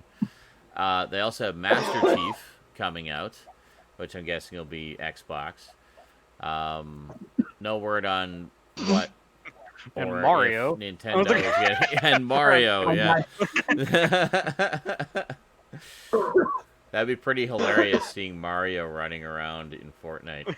That would be Shooting people in the face with a shotgun. Mario going in with an AR, shooting Kratos and teabagging the Mandalorian. See, that's I love it. That's where I really wish the minigun was still in the game. Just seeing Mario running on with a minigun, laying waste to everything.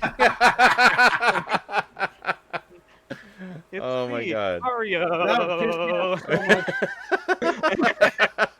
That pissed me off so much if I died to a fucking Mario Yes. skin. Like, are you Getting serious? teabagged by Ball- Mario.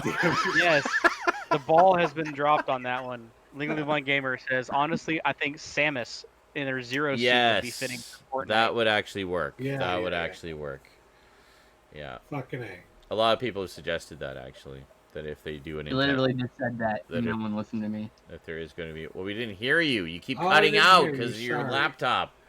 Yeah, it's because your fucking Literally thing didn't is hear you. lacking The 'cause sound you're did on not stupid come. fucking computer. This won't be a problem when you get your computer next week. Correct. So, This is The temporary. computer hasn't even shipped yet, Stoudman. but It's not when even in it a does box. ship, it'll It's ship not like quickly. shipping I next have week. faith. I have faith. I don't know No, why. there's Once no it's- fucking faith. Once I'm it's fucking in the purgatory box, for no it's reason. fast. This happened last time I spent Like, no, so much on Amazon. No, listen. It happened last time. I spent so much on Amazon. I fucking spent it. The fucking credit union called at like 6 in the morning. I missed the call. I had to call them back, and now it's just sitting there because Amazon hasn't re-fucking checked it. It's probably, and I gotta go and fucking talk to somebody. I hate it. God And they're damn. gonna hang it again, right? And then it's fucking credit union's gonna call again, and I'm gonna have a fucking loop. I'm in purgatory. I fucking Yeah. hate my life. I was gonna say, like, I had a similar thing happen to me where my computer, I ordered it like on Black Friday, and then it said it shipped. It wasn't actually a similar thing though, because it said it shipped, and then it just kind of sat there saying it's shipped, but we won't tell you when we expect it to arrive for several days, which to me says they printed the shipping label but haven't shipped it yet, you know. And sure enough, today I woke up and it said it's coming out. It's coming on the. They're gonna 9th. try to trip my card again, and do this whole fucking dance again. Yes. Mm. It will arrive. You will get it, and everything will be delicious again. More delicious have than it's faith. been in a long time. But I am sorry because, like, especially for you, this is fucking hell. Well, because frustrating, of course. you need yeah. to be able to tell when people are done talking, Yeah. and the lag is just making It's it the impossible. lag and So, delay, yeah. But what I Yeah. meant was that I'd heard the Samus suggestion like a few days ago, like from other people.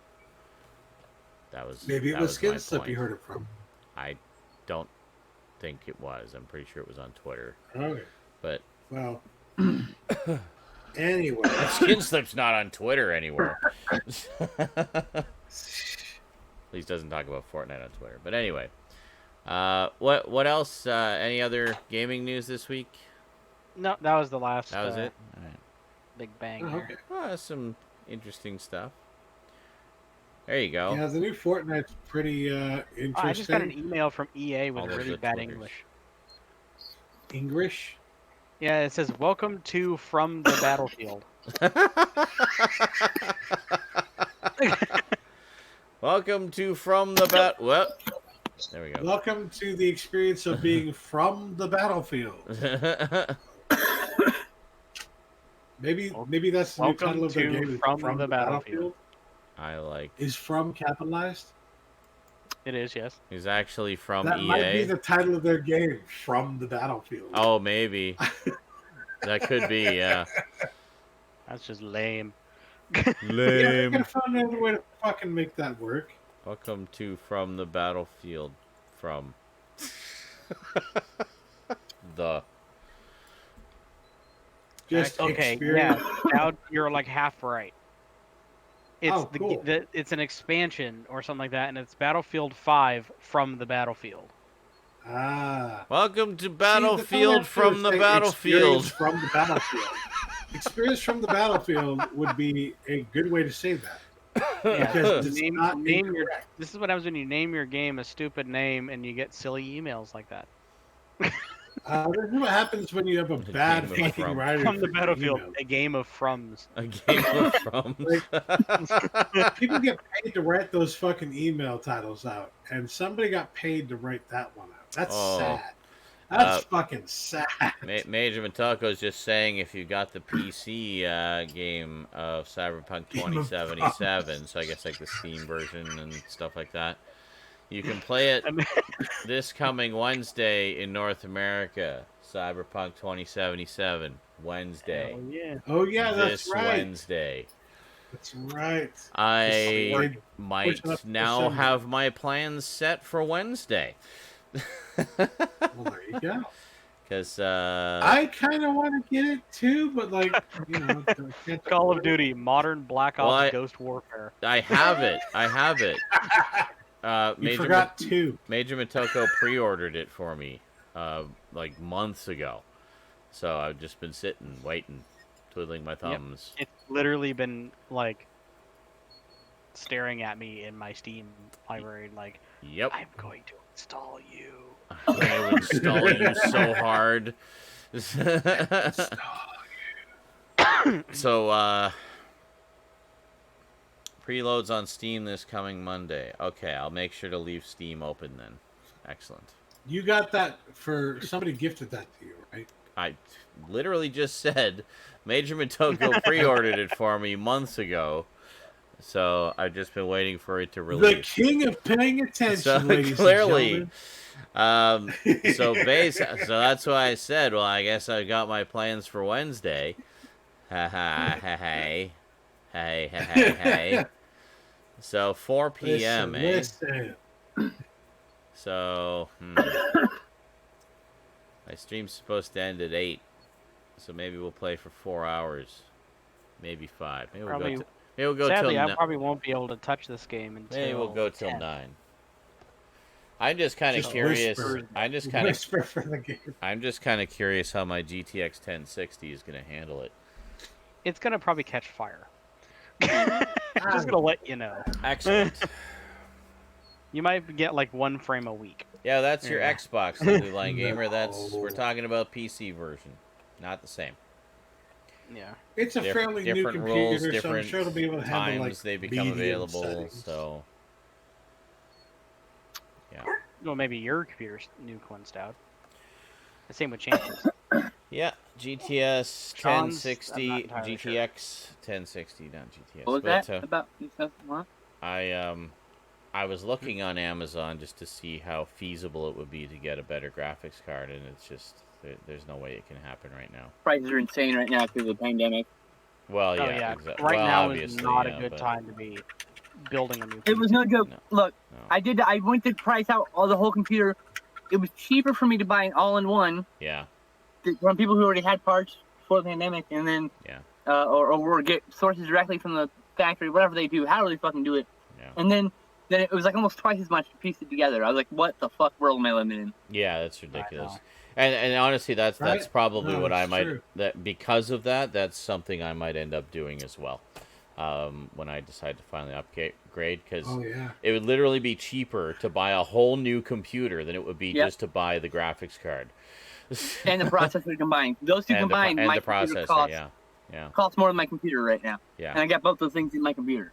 yeah. I got one with a graphics card. It's pretty good graphics. ridiculous. So the minimum graphics card system requirements for Cyberpunk are a GTX 780 or Radeon RX 470. Okay. Recommended are GTX 1060 6 gig or GTX 1660 Super Okay. or Radeon. That's RX actually what I 500. have is the 1066 gig, so I should be But- fine. But if you want to do high or ultra, you need something better than that. So Well, literally, you're going fuck. to have to run the medium. Ugh. Well, but you can play it at least, you know. Yeah, the rig I built is Medium barely look really good enough still. to do like high. Yeah.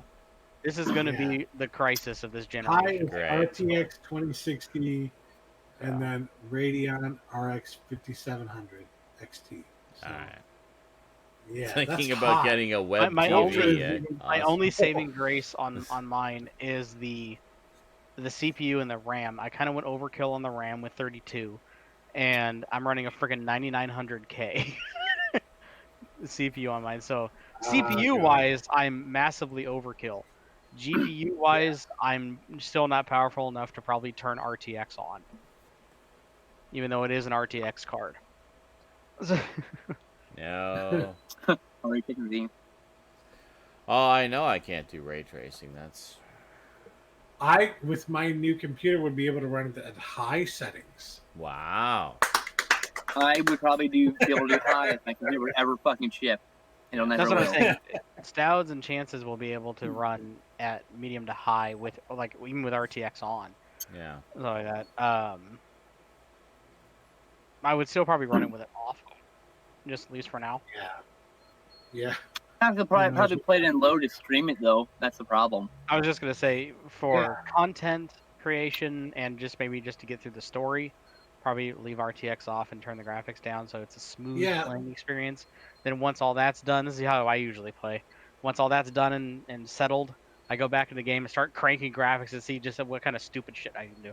Yeah. see how high you can get it. See how far this Okay. baby goes. I was just thinking, Playing like, at 5 frames a Twitch second, can but only damn it, handle it looks 1080p beautiful. anyway. Twitch can only handle 1080p anyway, so it's not like, Oh, that too, running yeah. at If you're medium streaming, you settings could probably is jump it up really to high or big deal. ultra and drop it to Yeah. 1080p and you're good. Yeah. I'm talking 1440 or higher Yeah. for like an actual like by yourself gameplay experience. At least try to go native to your monitor. Exactly, Major Potoko. Yes, you should be able to do that. I just looked it up, so yes. With the That should be- 2080 Pickups? Ti, Are we on pickups yet? You might even be able to do Ultra. Shortly. I'd like to do it before my battery dies on my phone, and I've got a good connection. It works better here. it's kind of sad that it Is looks the better phone on your phone. the phone's not actually on working better? That is sad. Actually, no, it it's is not even working sad. better. You don't Yeah. understand. The fucking phone is a powerful machine, more powerful machine than the laptop entirely. I know, If I that's can what put I mean. Windows in the phone and hook Mhm. a laptop, or if I could put Windows in the phone with a keyboard and mouse, I would do that because it'd be better than this thing. Amazing. It's the world we live in right now. But Mhm. beggars can't be choosers, so here I am. I've got the stream The world up on the chat here while I've got this here. The important thing is you're here. Yeah. You know, you The world of technology we you live in, worked though, with- is But at so 40%, fucking- battery, and I don't know how long it's going to last, so I wanted to see if we could do pickups, please. Okay, we'll do pickups right after I have his Do phone. pickups I'll be right back. and you and Chance can go I was first. gonna say, Because for once, it's It's not like super fast. You go smoke. It's fun. Potential battery death. We'll have Skinslip go first. that's what I wanted to That's say. perfect. Stan, what are you saying, Garbage Gamer? What? What are you saying? No, I was Garbage saying, Gamer? I was gonna say, make sure Chance goes first for pickups. Well, yeah, we're early Yes. enough that I don't feel bad making him go second. You know, I'm Yeah. like, no, I'm gonna cut That's what I'm one. saying is this is for the first time I'm not the one on the wire here. Well, yeah, and it could. What's funny is, my battery's pretty good, so it could last the rest of the show, but it could also just not. Oh, I know. I don't know. My cell phone's battery, if it ever gets below 50%, that's still like a day's worth of battery for me. Not while you're live streaming video. Oh no, yeah. When I That's start what I'm watching videos and If it stuff gets on low enough, after pickups, I'll probably just go over my plug it into and be from my bed. You can see the collection behind me for once on SNI. I have my PS4 right here on my desk, and I have this little short cable. And it literally is just, tricky. it just plugs in and sits on my desk. There you go. Itty bitty living space. Is it uncensored in the back too? No, it's not. Okay. Let's see. JL, iPhone or Android? Well, it's definitely an Android. Almost showed my driver's license. Android. With, iPhone Come only on. With Fred. 13% market my share lock or screen. whatever. I like to have actual technology that's up to date, not There you go. high tech technology. I've had this on my phone's lock screen for a while, and it's Fred, a redrawing of Fred from Courage the Cowardly Dog. It's on my phone. Oh, I can't see my haven't phone. asked I was literally going to find my phone. Where's my phone, everyone? Damn it. And then Oh, my phone. main screen background is Dr. Katz from Courage. Also, it's that same artist. So it's this really cool, like You demonic have- picture of a cat with a spider. I don't have backgrounds. I just have a blank fucking blue screen. I one of the default. Because you're a blank fucking blue screen. Lord, man. Not inaccurate. Not inaccurate. You're like, No, why? I didn't want to open that. Fuck. oh, I you're just want to like, respond. Jesus that's Christ. true.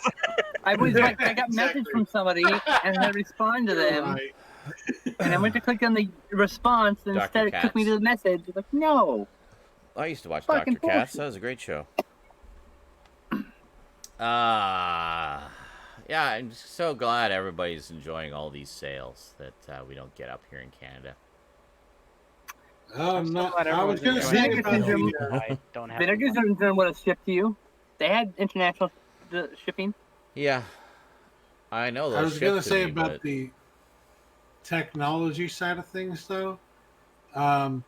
It's very interesting to see because of all the Zoom meetings everyone has to do now for their job. It's like during Black Friday, all the deals on webcams were not from like Logitech. They weren't from major companies.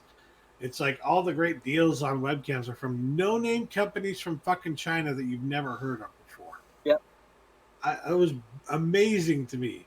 It's like I've never heard of this company, but they're advertising it in a fucking Best Buy ad yeah, because it's the only fucking webcam anybody can get. yeah. The market's Because upended, that's Every why. major company has been fucking Oh, it's, sold out for months now. it's ridiculous. I mean, It's Stream Decks amazing. are like $300, and the one that I got was like, it was only 150 or something like that, like retail. And I was like, I bought it for retail back before the pandemic, literally right before the Yeah. pandemic, and now it's like they're three and a half times more than they should be. I'm so glad I got this camera when I did. It's like it's the 1080p Logitech, the C920, I think it is, right? And I got it from a Woot for $40. $40, mind you. It's Logitech, $40, 1080p webcam. It's one of the best webcams you can get. And now on the secondhand market, it sells for $150 to $200. It's like on the secondhand market, yeah, it's secondhand market, absolutely. ridiculous. yeah, secondhand. So pickups. 1 second, I am sending a message to my friend so that she can come watch the stream. Okay. Because she's like, Okay. "Where are you?" Oh It's a no, site wrong called channel. Twitch. Not everybody's heard of Twitch, Fuck. actually. Surprisingly. Not a... No, she doesn't know what channel I'm on. She subscribed to my Okay. channel, but Oh, you know what I mean? It's this channel called Zaranyzerak. Zaranyzerak. Or Zaranyzerak. Because I'm so Zarany. Do you Okay. just take it offensive when people say that? Okay. All right. Sorry about that. Here we go. Okay. Zaranyzerak So, is another one. Sorry, hold on a second. Where are you? I really like Zaranyzerak. Y'all. Alright, good enough. Y'all. See us. Am I good to go? Hi! You're good to go. Hello, See you Linda. on the street. Yeah, Am I good to go now? You're good to go. Yeah, you're good. Okay. First up, I get the final part of the Anime-Rama collection. So that is, fuck, I forgot the name of the second movie. There's Belladonna's Sadness, second movie. His name. Someone will probably in the chat remind me. And then I got the final ones, 1001 Nights. I talked about the other movie last week, 2 weeks ago. It was finally the last release. So now I have all three volumes of Anime-Rama collection, which is like a series of animes by Osamu Tezuka that are adult animes. So Okay. Cleopatra, thank you. See, Cleopatra was the second volume. That was what I got last week before. It was out last month, and then from Kino, I think, and then the Discotheque put out this one, or maybe the Discotheque put out both of these. The other one's been out by Cinepix. Belladonna Sadness was released like 2 years ago by Cinepix. I think it's out of print now. Because, I don't know, short run, no one bought it then. Nobody cared. And I'm surprised that we ever got the other two movies, so I picked them up immediately. And finally, the other thing I got from the Criterion sale is this slice of cinema, Hedwig and the Angry. Oh, very nice. Yeah. Angry Inks. Double checked. I was like, oh, she was like, are those her tits? Like, no, it's a shirt. Okay. We're good. My camera's like really small, so I couldn't tell, right? Yeah, So, yeah. yeah, but this is a great Criterion release. I haven't seen this for at least 10 years, probably. I used to know So it's a nice revisit. And the last time I saw it was on a bootleg I downloaded from Kazaa or some shit. Yeah, that's going back a bit. Yeah. Yeah, I used to know. In the day, y'all. I used to know a girl that was actually one of her absolute favorite movies. So It could have been DC++ also, one later on. I don't know exactly the timeline when it's sometime in the mid 2000s. Anyway. Wayne MX. Huh? Oh, no. I used to get a lot of 80s and Maybe E-Donkey. Maybe an E-Donkey. I used to get a lot of 80s and 90s cartoons from fellow enthusiasts through WinMX. Oh yeah, I never used WinMX. Yeah. I used DC++, Kazaa, LimeWire, SoulSeek. That was my favorite finding rare music. This was before. Weirdos like me with big collections. This is before most of said cartoons had DVD releases, mind you. This is like early. And this is 2000s. before like every band put their fucking music up for $1.99. You know what I mean? Yeah, like, exactly. Wait, like the fact that Old days. all these things don't exist anymore, really, because you can just, it's so accessible. A lot of times it's accessibility. Oh, sorry, the last thing I picked up. I finally got it, y'all. So, 3 SNIs ago, and SNIs ago, 2 SNIs ago, SNI, blah, blah, blah, All right, so a couple SNIs ago, some mysterious email sent me a pic screenshot of a Best Buy thing. I found out who it was. It was actually an ex of mine. Oh. And she's like, I'm tired of you complaining in the group chat about you not having a Switch. Whining so I bought works, you a Switch. apparently. Shut the fuck up. I should whine I was more. Like, okay. So it was a pity buy for my friend. And Yay, pity gifts. Yay. At long last, Nintendo Switch. My friend's apparently not too enthused. Oh, we're just friends. Chill. Anyway, so yeah, I got that Animal Crossing. I've been playing the hell out of Animal Crossing and Mario Kart and then the Nintendo and Super Nintendo things they have on there. Very nice. So yay! Excellent. Yay. Finally. All the Yeah. incessant whining paid off. Yeah. I was just like, oh, they kept like sharing all the cute things on Animal Crossing. I was like, oh, I kept doing sad. Like, oh, it's so sad. I want to go hang out with my friends. I got to hang out with my friends all week. That was great because it's been a crap week. So There I'll you have go. to visit your island in my Super Sentai costume. Excellent. I'm pretty sure I pinned my friend code in the original Cram. I did. I just haven't had time to add it yet. Stoudman hasn't either. And he's my best friend apparently. So Oh, there you go. yeah, what am I gonna do about that? Some friend. She says, I know, right? He just told us, so you gotta have to give him a little bit of leeway. So, Got publicly shame you. Garbage Gamer, you got soulless bastard, okay? you got any pickups this week? I got one. Alrighty. Why don't you show us what it is? Well, this is a pickup that's going to lead into, I know it's going to make some of you guys kind of sad, Okay. but don't think of it as sad. Okay. I'm Yeah. sad already, Uh-oh. preemptively. I'm sad already. And preemptive sadness. Ready to cry. Preparing to Due be to more some sad. situations, I am going to have to start purging a lot of my Blu-ray collection, Oh, dear. money-wise. No! But That does make I'm you not sad. losing any of said movies. Mm-hmm. So what I decided to do was I asked as an early Christmas present. They agreed and said, yeah, sure, we can do that. I asked for a 12 terabyte hard drive. Wow. I need Nice. like 6 of those still. So you're gonna archive So- everything and then sell it. Exactly. Yeah, gotcha. So I have I have a 1080p projector. I'm just going to do 1080p masters of most of the Blu-rays, and I'm obviously not going to sell off the sentimental ones. No, You know, of course not. just the ones that I bought and I never would ever watch. Yeah. Like, I'm I going can to imagine you digitize, keeping which is the a good Jackie chunk of Chan it. ones. But yeah, I'm Right. keeping the Godzillas. I'm keeping the Jackie Chan. Yeah. I'm keeping Goofy movie. You know, something that I'm keeping yes. Black Hole. A lot of the Disney Black exclusive. hole, yay! Yeah. So Oh, I'm Black keeping Hole is great. Yeah. for obviously, but like a lot of the stuff, like the older movies and stuff like that, I don't need them. I'm not like I said, and I've said it before. I'm not a movie collector. I'm not a movie not that much of a movie watcher. I'm not a movie collector. It kind of is a bit of a waste of money for me to keep a lot of this stuff. I'd rather have it go to people who actually want to collect this stuff more than I do. So that's You're like I more said, of a game collector. it's a I'm more of a and this would open up room for more of a game collection. Yes. Something that Mhm. it's me, the garbage gamer. Fair enough. So, you know, I've proven that I can collect a large mass of movies. Yes. Yes. We never doubted you. So- All right. Well, very good. Is it Jan Robert Redford nod? Yeah. Alrighty. Stoudman, what did you get this week? I also love What the did I get? 007. One of my favorites. So GameStop. GameStop had Boo! a buy two get two free deal on all of their What was that?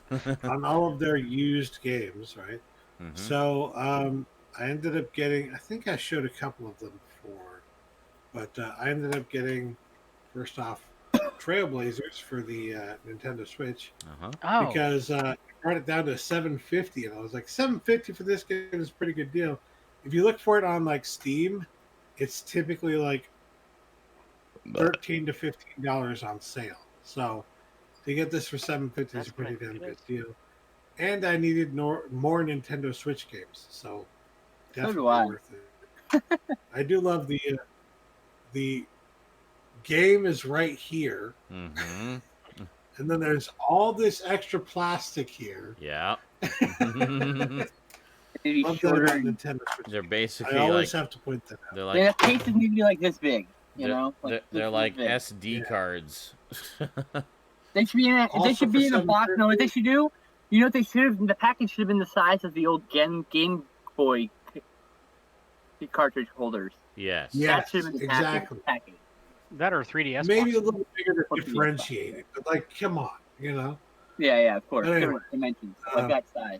Oh, that Also game. for $750, I got Katamari Katamari Forever. Nice. I have Katamari Damacy HD, but I wanted this one as well, just on PS3 so I could play it on PS3. Damashi, not And then Damacy. It's Damashi. not in It's right in the song. I have so many PS3 games. Katamari Damacy. Well, I don't know what Katamari happened to me, and Damashi. You know, come on. You know the song. I think I left it in the fucking 3DS, but Ah. what was in here was Golden Sun, Dark Sun, or I think it's We were just Dark talking about Dawn. how Dark small Dawn, the yeah. cartridges are, and now Yes. you've lost it somewhere in the abyss of your room. This one is actually for the DS, but it can play on the 3DS that I have. So Okay. yeah, I wanted to get that for a while, and I never find it for less than $10. So I found it for $7.50, and I'm like, yeah, I know it's not going to come with the fucking case, but it's $7.50, so whatever. Most of the shit you buy from fucking from GameStop is not going to come with the case. Here's a perfect example of that. Transformers Devastation. Ah, yeah. This is the one that Oh, I think got some of the Steam. same people who did the TMNT game, Okay. Platinum Games, I think it is. Yep. Yeah. Yep, they're doing the GI. They're doing the new GI Joe game also, I believe. Neat. Yeah. When I saw gameplay of this, I was like, I have to get that at some point. Yeah, it looks really good. It's all, I have that. I played most of that on the PC and Steam. It's really good. I beat it. Yeah, I remember you talking about it, Garbage. There's a boss I just can't beat. I just can't beat the second to last boss for some reason. I don't thought know. it looked really good. It is a pain in the ass. All yes. the cell shaded graphics Great and everything. game though. That's one So of I the. had you're no gonna- idea it was on gosh. PS3. Actually, that's You're I gonna thought it was- want to. What you're gonna want to do, Sean, is you're gonna want to fire that up at the beginning of a marathon because you're gonna want to play probably the whole fucking game. I was just gonna say Yes. it'll be a marathon of just that. I Yeah. don't. That's one of the few Transformers games I don't have. I'm missing that one and Oh I'm missing that one and Rise of the Dark Spark. Those are the only two I don't have. damn! I've got all the other ones. I need the other And, two. I need the Cybertron games. Those ones are great. I've got both of those. Yeah, I got I those played two. those on PC. Yeah. I have one of them on PC, but I want both of them on PS3 just to have. It's easier to I play. have both of them on PS3. So do I. Excellent. I've played the first one. I Um, haven't played the second one yet. So I needed $35. That was $30 total for the 4 games. I needed $35 in order to get free shipping. So for $10, I got Medieval, brand new. Ah, Nice. nice. The new remake of Medieval for the PS4. Mhm. Uh, I think I I've have the never really original on PS3. played this game on PS1, but looking at it, I'm like, this game is right up my alley. I need to Yeah. fucking I played play it on It's PS1. My friend had it. I played a bit of the original PS1 version. I think I have the digital PS1 version on PS3. I say it's a 3D action platformer. What's not to love? Exactly. With Yeah. Yeah, yeah, kind of exactly. like a gothic In flavor. an era when those things were really good, you know. Yeah. Oh yeah, when like the early heyday. That's a when- golden age that from PS1 all the way through the end of PS2. It was like a huge golden age for Yeah. platforms. I'm still looking for a copy of Maximo. Oh, yeah, those are- that'd be good. One. I have that on. That is- I have that on Good. PS3. Actually, I need that. Actually, I might have that on PS2. I think I do. I need that. I remember one. when you could find Maximo for like $5 on PS2 Right? in GameStop. Yeah, I And got. now people are selling it for like That was back in the day $30. when I had no idea That's that the game for was every be YouTuber. Well, That's because every YouTuber's mined every golden game, so every good game is money. Every one of them. every single one. Yeah. Yeah, well, we've talked about this before. There's like the cheap window when the new platform's Yeah, coming out. So when the PS3 was just coming out, PS2 games were going really cheap. So I just bought like Yep. piles of them. And it's like, oh, this looks cool. Oh, this looks cool. You know, a lot of them I hadn't even heard of. I was just like, you know, read the back, look at the cover art. Yeah, sure, I'll give this a shot. My only yeah. criteria was Why? make sure the instructions are included because I wanted the complete package. So all my Right now- so all my PS2 games include whatever the original pack-ins were, like instructions, maps, anything, you know, all of that. So Well, I was gonna say now with the advent of backwards compatibility for Xbox, mhm. now is the perfect time to start collecting original Xbox games. Yeah. Most of this collection was Yes. bought in a lot from one purchase, Oh wow. and it was not expensive. It was like $60, and I got Crazy. like 30 fucking games, and they Wow. were like decent games. So like $2 a game. Yeah, Rare See, and like a dozen PS3 unfriend games. or not reproduced Xbox 360 games are also. This is also the time to get them. oh Because I'll yeah, tell you what, they're going to be pretty hard to get eventually. yeah. Yeah. Picking up a used, newer generation 360 and a bunch of 360 games will not run you over $100. Yeah. Yeah, Xbox So, 360 is at its cheapest right now. This is a cheap window for Xbox 360. yep. I just For wish I sure. liked the 360. Yeah, like Yeah. this is I assuming don't you really care have for a the exclusives, 360 really. and you want to play those games. Like No, the I'm Forza just- games are kind of like I How many played the exclusives? like I played the Forza game on the PC, right? And I feel like I'm it the just only person felt in like the a world knockoff with Gran Turismo. It felt weird. who would literally buy an Xbox 360 for 2 games, and one of them is the original full auto, Hey, And- thanks, Manic. and the other one is a game called Chrome Hounds. 42. Hey, Eric, on. can I get you to send my PS4? Hey, I can pay it now. Right. thanks, You just let me know. Manic. Subscribe for 42 months. I can Amazing. pay it man. like Thank you now. so much, dude. You just gotta tell me where to send the money, and I can send it. It's like It's that. yeah, it's just my Yeah, email. you gotta PM it PayPal. to me on in Discord. So Yep. I don't Yep. need Yep. it. Yep. You have to So, send me anyways, the money. last two things I got.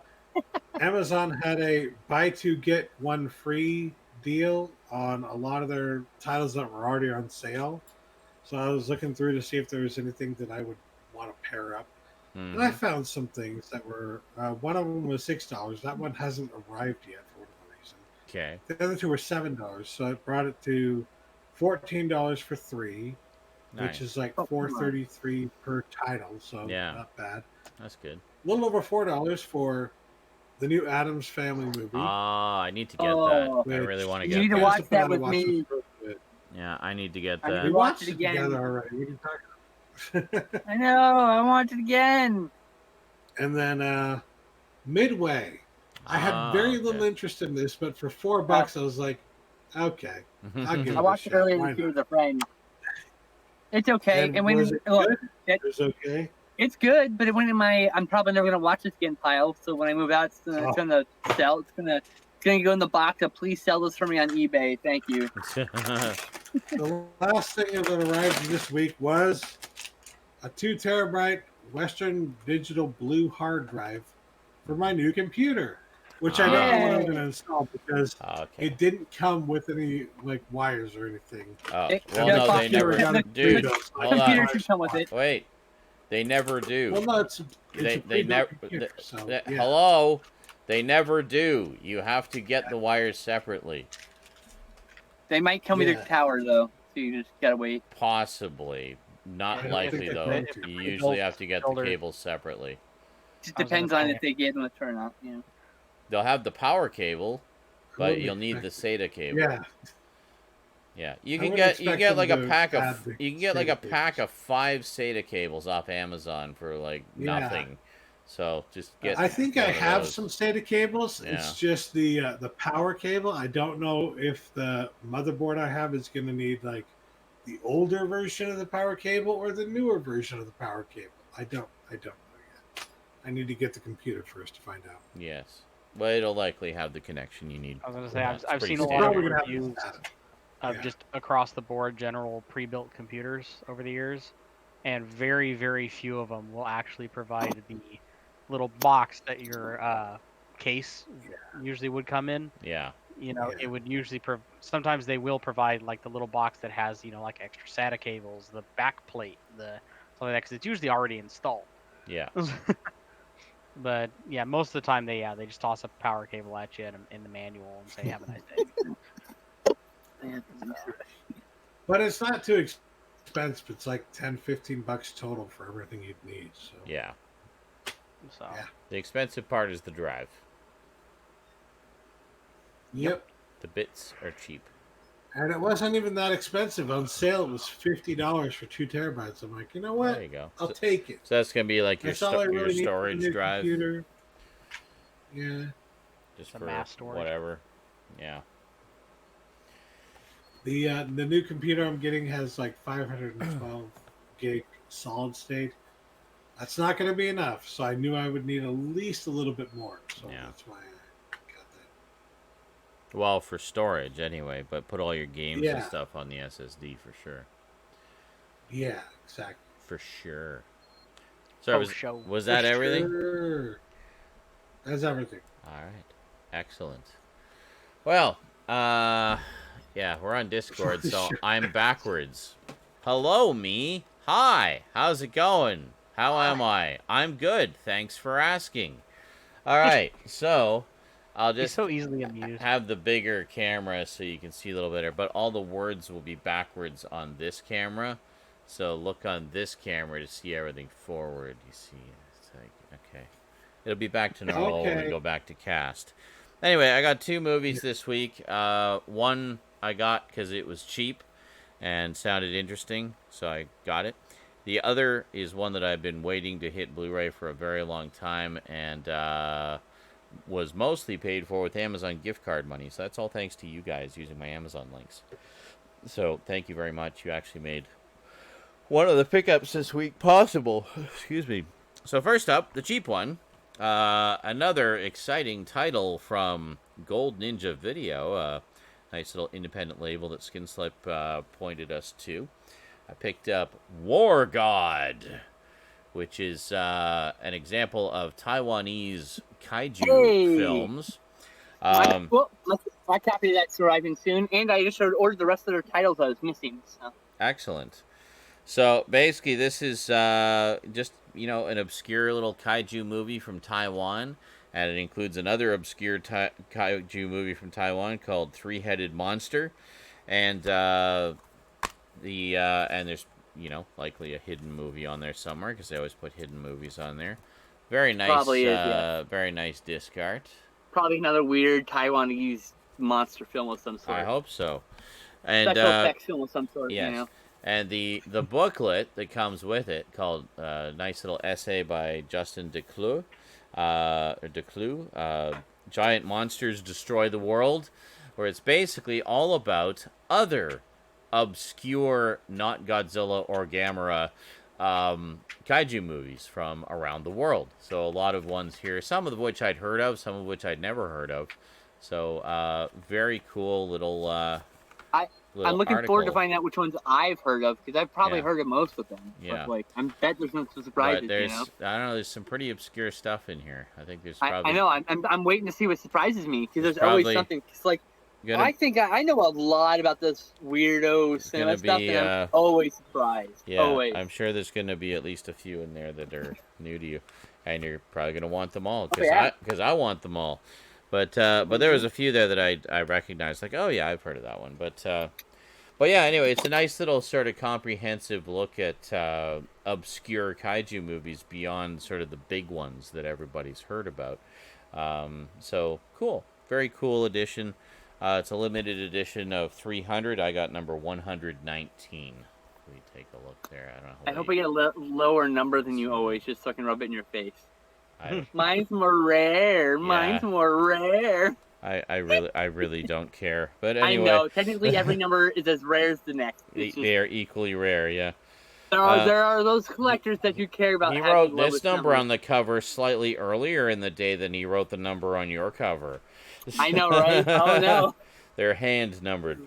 So the other one, the one I've been waiting to hit Blu-ray forever, we got the Criterion edition of The War of the Words. The 1953, Yay! We all now have that. the Well, 1953 3, George 4 of us Powell have that. classic. I'm over here like, nope. Yeah, this is The only one great getting it. stuff. I've been a big fan of this movie, and love that disc art. yeah, the disc Love art's it. great. Guy getting vaporized by the heat ray, and then them Yeah. all looking at the heat ray. So yeah, it has a nice information about it and everything, and as always, it's basically just a fold-out thing this time rather than a booklet, but very cool. There's the full artwork of them trying to communicate with the aliens. And, well, if you've seen the movie, you know that doesn't go so well.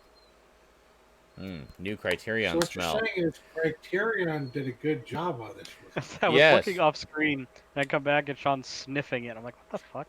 Hey, new Blu-ray smell. Hey. So yeah, this is a Blu-ray new smell is amazing.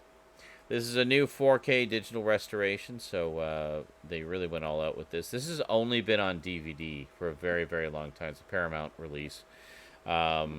So it's nice to see Paramount. Get off my fucking foot. It's nice to see Paramount Sorry. licensing out some of their stuff, as well as starting to put out a lot of their catalog titles themselves now. I'm glad they finally seem to be getting on the ball with that. But yeah, loads of extras on here. I'll probably do some kind of closer look at some point. But as you know, I've been a big fan of the War of the Worlds, just generally. Love the old 80s TV series, which is a direct sequel to that. I need to see that. And, you need to show that. You need to watch that. I will throw it into the mix. It's good. So we'll watch the movie, and then we'll And then, yeah. and then we'll I watch have the my own thing. Blu-ray I gotta watch, so yeah. And we should also listen to the radio play too, because the show actually makes the radio play and the movie all part of the same canon. Interesting. Yeah. And nerdy. Yes. I love how nerdy you are at all times. It's great. No, it's a good thing. Ow, Excellent. fuck. Excellent. Oh, I forgot something over here. Okay. Just going to recrop Okay. the thingy here. All right. So we I'm gonna can lay make it a little, backwards. That's little more bigger. comfortable. Hey y'all, how's it going? Sup? Welcome to the horror of my collection is now on the floor because I have so many titles. That's disease. That's actually U, V, W, X, Y, and Z. I'm sorry. Okay. Not U. It's V, W, X, Y, and Z. U is over here on the shelf. I'm on your shelf? Okay, cool. You is on my shelf. Oh yeah, I'm sure none of these people have seen this mini tour. Yeah. But here's I see. There we my go. cinema. I have fucked under this altar of cinema. Yes. Surrounded by movies. Beautiful. Oh, and then there's my overhead, which has all Oh, the TV. I didn't and actually know about all those. Or maybe I did. I know. I don't remember. And then we have over here, we have the Disney, the all the superhero stuff. Okay. I see a lot of Disney Movie Club And stuff all there. the sci-fi, all the sci-fi's up there. And then we have, I'm not kidding when I say a box, I have hundreds of movies and boxes. Yeah. It's all my unwatched video stuff. Wow. All the stuff that my dad basically has given me. I'm like, oh, cool, sure. I haven't seen it yet. And this is Sherlock's home. This is where Sherlock is. Aw. There's Hello, a Sherlock kitty. tale. Aw. So cute. Okay, Very sorry. nice. So yeah, Very nice. movies. Lots and lots of movies. Movies. Speaking of movies, what movies did we all watch this week? I gotta go back to the computer. Fuck. I didn't actually All right. watch any. I only watched one movie. One movie. right. Stout, you do Yes. your one movie, and then I'll go off on the tangent, which includes movies you've seen. Okay. Yes, exactly. All right. So I watched The Emperor Jones off of this Criterion Collection set. It's a movie from 1933 starring Paul Robeson. He was the title character.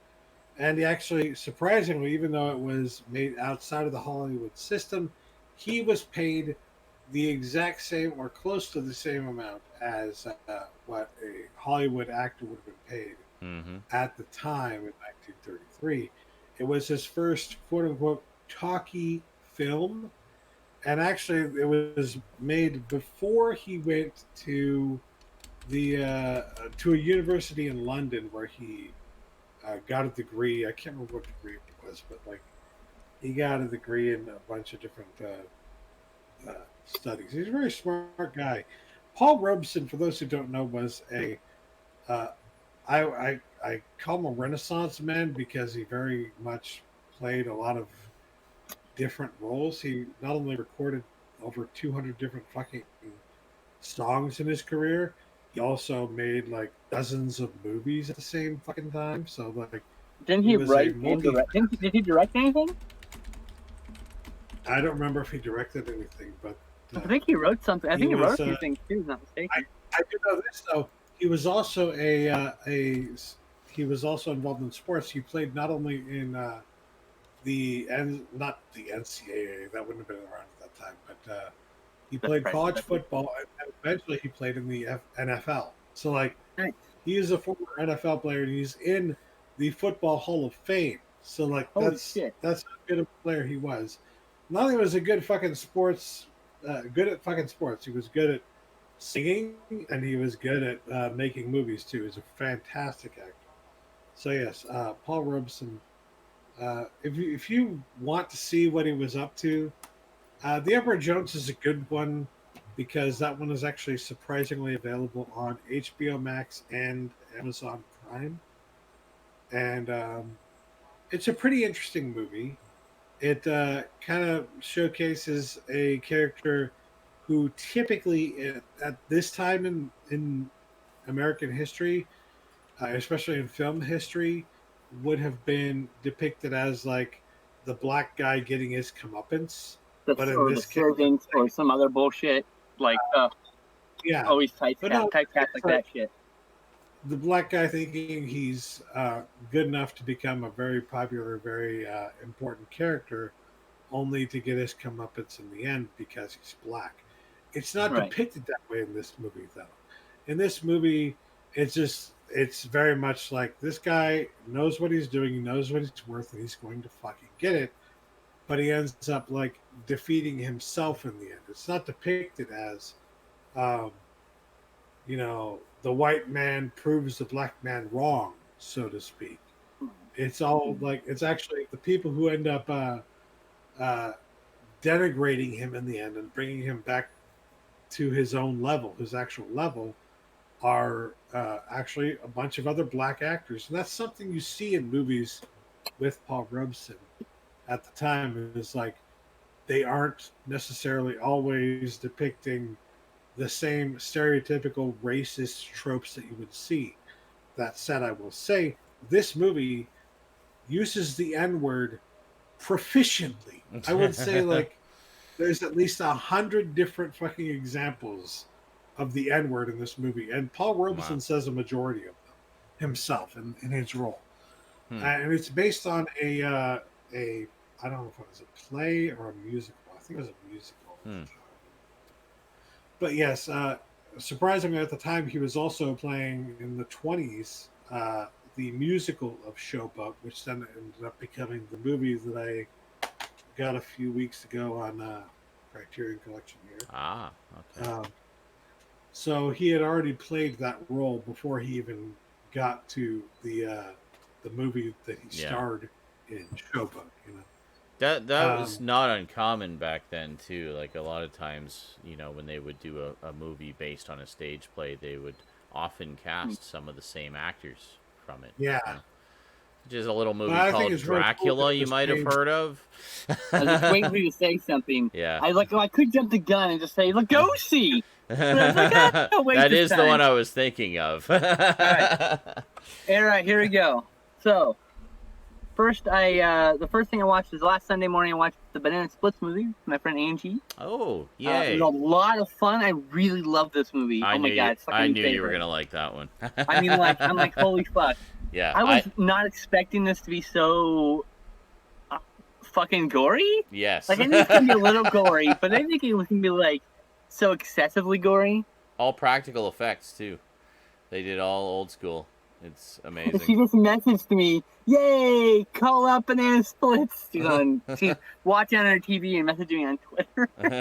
Anyway. Yeah, I really enjoyed that one too. It's a lot of fun.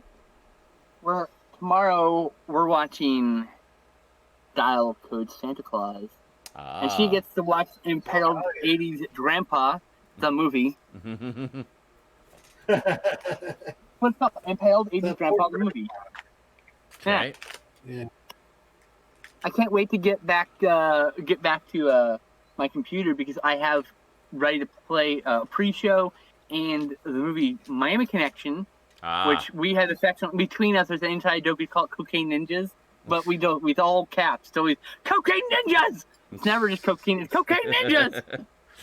But yeah, the name of the documentary is Cocaine Ninjas Kung Fu or some shit or something like that. The true story of the Miami Connection. It's a Vice documentary. It's a little thing we're gonna watch. I think we're gonna watch after that part, after the movie, just because I don't want to spoil the movie. Anyway, sorry, got ahead of myself. Next, with Stoudman, we watched a little-known '80s gem called Solar Babies. Oh, I've seen that. And when I watched this, I did not expect Stoud to like this. I thought Stoud thought it was going to be boring. Okay, I really like this movie, but it did not feel like Stoud's kind of movie.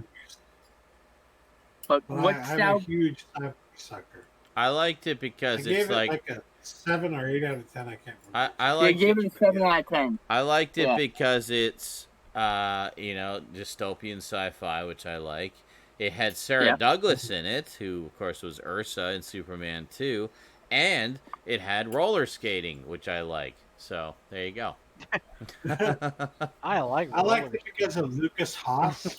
What's funny is that when I first saw Solar Babies was at the same time I was watching Roller Games, that one season it was on. So I was like really hyped on roller skating. So I was like, whoa, this is like a roller skating sci-fi movie. Sweet. I like that. So I grew up with I had a few episodes of Roller Games on like VHS. Like recorder off TV stuff, right? I have them all. And then if you ever want to see the rest of it, I would please, dear God, please. Yeah, I'd love to. Yeah. Then the other thing was in the '90s, I saw a show called Roller Jam, which is a blatant ripoff and upgraded. Oh, it was actually. I think it was the same producers did that. It was an attempt to revive it. So it was like a Glow and Glory, or there's Glow and then there's Wow. That's the other one. Yeah. Same producer, I guess. And then just, one that came a little later, it was early 2000s, I think, was one called Roller Girls, which was on A&E.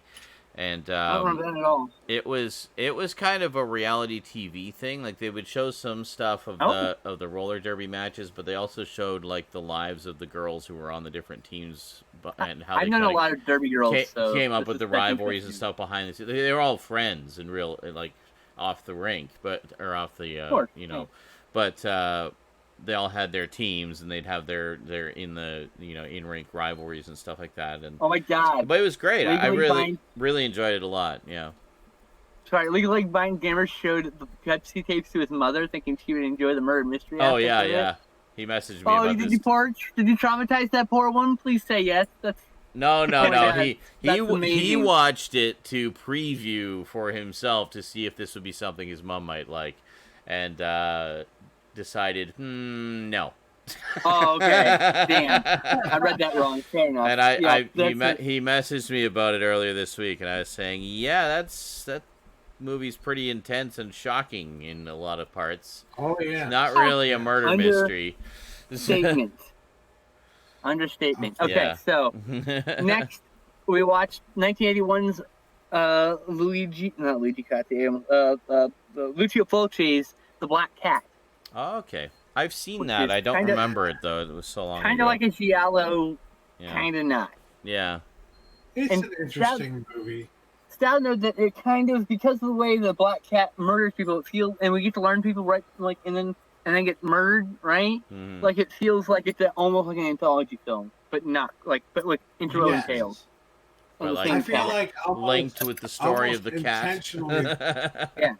Almost intentionally, this movie Cat's Eye kind of Cat's Eye. I was gonna say, inspired by this movie. Yeah, could be because it's like, in many ways, the way that it moves along feels like an anthology movie. All these different ways that people are ending up getting their comeuppance after being crossed by a black cat, so to speak. Yes. So it really felt like Cat's Eye is the kids' version of the Black Cat. Okay, I remember liking Cat's Eye a lot. And I know I've seen the Black Cat. I used to have it on DVD, but it was so long ago I don't remember Arrow anything put a about nice box set out here in the U.S. Yeah. with There's so many with Black I Cat had your movies. I had your vice and its locked door and the key or some shit. I can't remember the fucking title. That movie. only I have Your the vice is a key. door Yeah, and only I have the key. Yeah. Your vice is a locked door and only I have the key. That's fucking what it title. was. Yeah, that's what it was. Took a minute there, but Yeah. like I have the box set. You can buy them separately right now, but I mean Yeah. there's a box set. Yeah. It's called the Black Cat. So I Yeah. bought the Black Cat set because they're both very loosely based on Edgar Allan Poe's Black Cat. I mean very loosely. Yeah. I don't know Legally Blind it's Gamer. almost- I don't honestly, really. if you really Sorry, I don't know Legally Blind Gamer. I don't really watch murder mysteries very much. Mostly the murder mystery type of stuff that I watch is TV shows, like Columbo. you've seen some Giallo, right? I love the Granada. Yeah, I've seen some Giallos, but it's the Granada series of Sherlock Holmes with Jeremy Brett. I love that one. Things like that. Tenebrae is a good. Well, the thing is, I don't know. Like it sounds like your mom's a little more sensitive about this stuff than you are. So I mean, a lot of the murder mysteries I watch, as Skinslip said, are giallos, which are very gory and very violent. Very gory, and sleazy, sex and some nudity. Some of them are. It depends. The Argento ones. Most of them have nudity, but not necessarily sleaze. The Argento ones tend to be a little classier, but they're still very violent and very intense and. Yeah. Those are actually kind of rare to be classy, to be real fucking honest with you. Yeah. Well, most of them are really I mean, the whole idea of giallo That's is what they're I'm kind saying. of they're inspired by Italian pulp fiction novels, which had these yellow covers, which is where the term comes from. They're these sleazy, dime store murder mystery stories.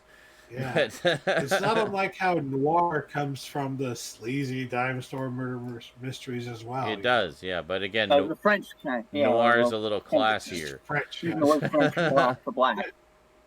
Okay, so next we watched. Hold on. I wanted to give Legal Blind Gamers some examples of movies, like Hollywood movies, recent that would be good murder mysteries. Obviously, Murder on the Orient Express is good. I have that. I Murder on the watch Orient that. Express is good. And then there's the newer one, Knives Out. I don't know if she's seen Knives Out. Those yes. are really very popular. That's another one I need to see. So she may have already seen them, but if she hasn't, then absolutely. I don't have that. Those are That's ones on that are streaming. big for just about anybody. Knives Out is. What do you mean? You have Amazon Prime, don't you? I just said I don't have it, but it's on streaming. Oh, I'm sorry. Yes. I misunderstood. I will probably watch it on Amazon Prime because I'm not buying a lot of movies at the moment. Yeah. Good idea. Focusing on furniture, Definitely things for the household that we need, Things you actually need. Yeah, what a concept, eh? Responsibility, whatever. Well, I mean, thinking about the desk is like, well, I'm at this workstation area literally all day, every day. Why do I not have it optimized and, made into something properly workable? So it's time to do that. Skinslip introduced me to Giallo, by the way. Yeah. I wouldn't be buying all these Giallo movies without Skinslip introducing me to them and me realizing, holy shit, these are like some of the best murder mystery movies ever made. They're good. It's good stuff. Now, again, they are very gory, but it's worth it. Alice, Sweet Alice is another one I really liked from the 70s. I still need to see that. Do you have that one? Did you pick that one up? I don't have that one. Okay. Arrow put out a really nice edition of it. It's the best I've ever seen it look. I used to have it on an old, bargain basement brand VHS tape. But yeah, Alice, Sweet Alice is good. It's described kind of as an American giallo. It's a proto-slasher. And it has a very giallo feel to it, like in terms of the mystery aspect of it. And the violence, obviously, but it's also a good mystery. It has a good, as all good murder mysteries should, has a good twist to it that, I liked a lot. Kill Baby Kill. That's the one I'm thinking of. That's a great we haven't watched that yet. Did we? Did we watch that one? Oh no, all of them will reveal who done it. Yeah, of course they do. It's kind of that one don't remember being too sleazy at all. Actually, yeah. I didn't. It's not. That's what I'm thinking. That would be another one good that that would be good for like revealing. I mean, that's If like you- I mean, when you really look at it, that one's kind of hardly a giallo, really. It's kind of it's Yeah, actually like a traditional mystery film. Which one? It really is more like a haunted house movie. Kill Baby Yeah, Kill. Kill Baby Kill. Oh, okay, I haven't seen that one. It's very good. It's really good. Anyway, next, can I move on now? Yes. Can we move on before battery dies? Thing. Sure. Yes. Next, we watch the proto slasher and pretty much the template for most slasher films, Bay of Blood. Mario Bava. Mario Bava. Also yeah. a Bloodbath. Wow, this is way gorier than I expected for a 1971 film. But yeah, that is pretty good. Pretty fucking good. Nice. Oh, by the Yeah. way, I give Black Cat 8 out of 10. I don't remember what style I gave it. Wow. I think it was either 7 or 8 out of 10. Wow. One of those two. So a really good high movie. recommendation then. So that's Yeah. Lucio Fulci's Yeah. The Black Cat. Yeah, folks, and Bay of Blood for me is a 7 out of 10. Really good, but Oh yeah, Twitch Yeah. of the Death Nerve. Yeah, What a great it's title. quite interesting. is that what it's called? Switch of the Death Nerve? The alternate title for Bay of Blood, I think. Oh, okay. Yeah. I've only known the other two, Bay of Blood and Bloodbath. I didn't know about Switch of the Death. I'd rather have that covered. That's cool. Twitch of the Death Nerve. Wow. Cool fucking title, man. Yeah. There's a lot of that happening in those movies. That works. That makes sense, though. Like, Yeah. it takes place mostly on a bay. Like, that makes sense, you know? Mm-hmm. Oh, God. Can you stop breaking? Interesting. I'm sorry. It keeps breaking. Apparently, the Italian title translates to Ecology of Crime. Oh, that's actually a cool name, too, honestly. Okay. All right, that's the last we watched with Stoudman. And then I watched, a fuck ton of movies because I had nothing else to do. So here we go. All right. I watched The House on Speed Sorority Row. reviews. I thought I'd never seen The House on Sorority Row. I got 10 minutes in and went, I have seen this fucking movie. Fuck. Finished it anyway. 6 out of 10 film. It's a slasher film. Yeah. Of the type. It's pretty good. It's the better of the. I've seen Slumber Party Massacre films. I've seen this film. I need to see the other one. There's one more. Sorority House Massacre, I think is the one. I think that's what it's called. Okay. I've heard of it. That's the one. Then I have seen all the kind of like the main films of this genre of Mm-hmm. slumber teenage co-ed type thing. Yeah. Like it's like a small vein of. There's a bunch of movies in the wake of these films, but these are like the three main series that like kind of cemented the subgenre Yes. of slasher. It's a horror slasher, sorority slasher type subgenre. Anyway, next I watched this. Sorry, Michelle just said, I too says knives are good for making salad too, and Stout said, Michelle, that sounds like a giallo title in and of itself. Knives are good for making salad also. Oh my god. Anyway, next I watched the film Brain Scan from 1994, Oh yeah. starring Edward Furlong, Mm-hmm. 3 years after Terminator. 3 years or 3 days? When he was still 3 years? doing movies. Okay. Terminator 2, excuse me, Yeah. specifically. And then Terminator 2. 3 years, and then, yeah, that's a weird... Have any of you folks seen this? Sean? What? Sean has. Brain Scan. Have you seen Brain I Scan? have heard of it. I have not seen it. Oh my god, it's so you. It's this guy plays his video game. It's super like surreal. He's like in the video game. He lives the character doing things, Oh. but the character's actually him. And people see and like it's this thing called a trickster. It's like trying to like talk. It's really fucking wild. You would totally. This is so up your alley, Sean. Yeah. And there's a double bill. And if you go on Amazon, and you start search for it, you're gonna see it's paired with one of your favorite movies, Mind Warp from Mill Creek. Oh, okay. For a nice little price, a nice less than $20 probably for you. Yeah. For I two will, movies that I know you like one of them. Well, I've heard So- of one. I still haven't seen Mind Warp either. I bought the Twilight Time and just Oh. haven't got around to it. Oh, I thought you didn't even know you had it. Sorry. Yeah. Next I watched. I have it. I haven't seen it. Next I watched Fist of Fear, Touch of Death, which is a Bruce Lee cash-in film from 1980, which Very nice. just recycles a bunch of random footage and then has some interviews with some dudes who are like, I guess, apparently big in the martial arts scene at the time, talking about Bruce Lee's impact on them, and then the movie, that's it. That's the whole movie. Really just a cash-in It's hilarious and weird, and yeah, it's not good. I'd say watch it if you're hardcore. Like you're into like if you're into like psychotronic cinema or kung fu cinema, you might want to watch this just to say if you've seen it. It's one of those kind of films, but it's not. I wouldn't say it's high quality or anything. You probably get more entertainment out of Dragon Lives Again, which has like a bunch of random characters like the man with no name and James Bond and shit. That's a great fucking movie. But I would say Fist of Touch of Death is only if you're hardcore. It comes in a limited to like I think 4,000 pieces Blu-ray, which I picked up, and yeah, 5 out of 10.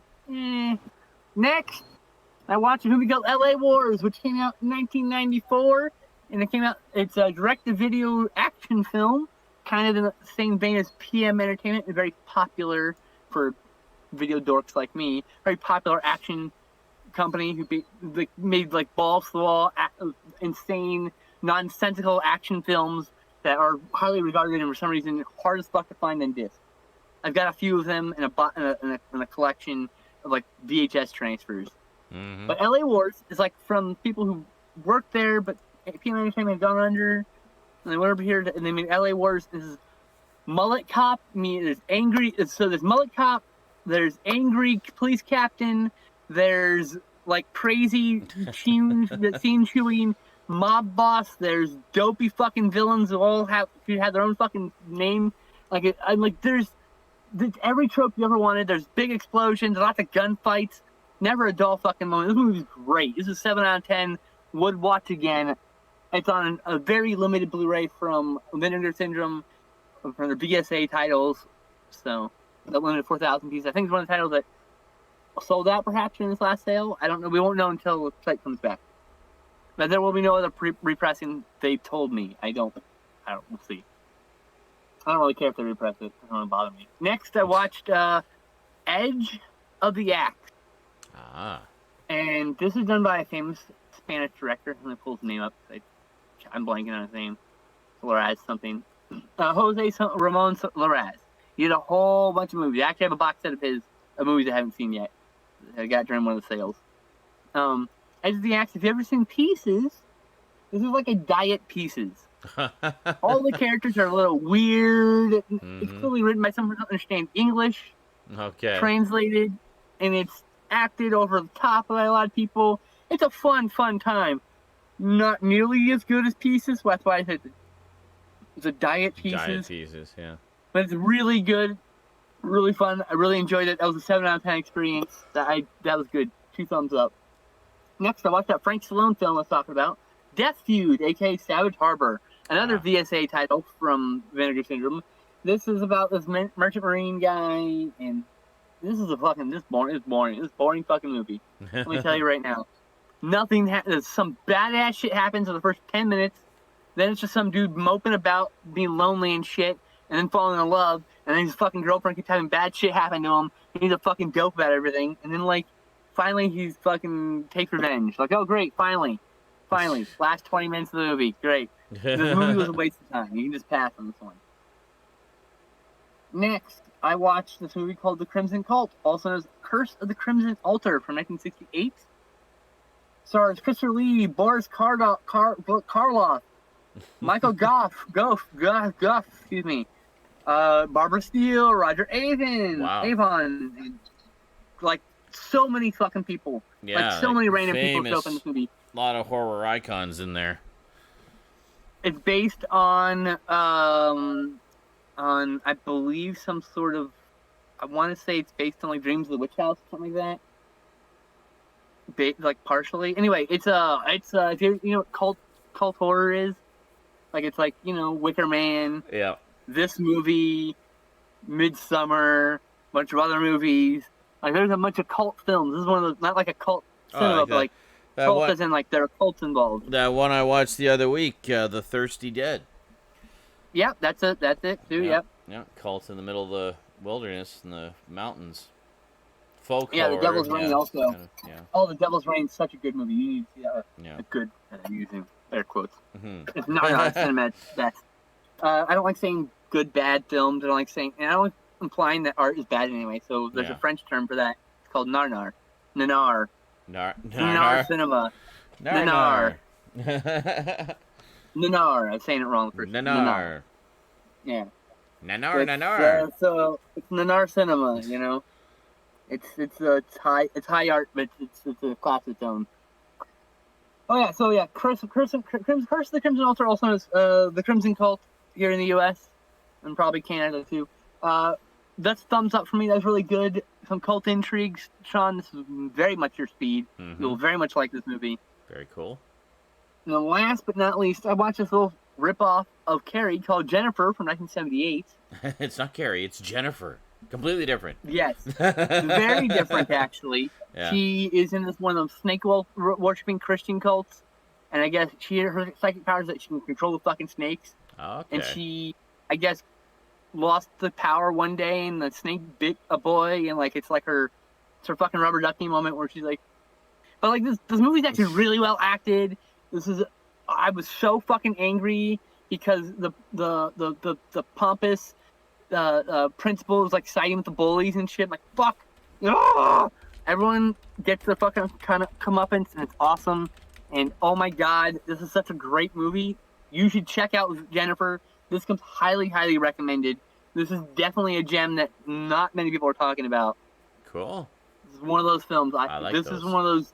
This is what I look for when I'm always going through all these movies. I'm like, why do you buy all these movies blindly? Because I might find that.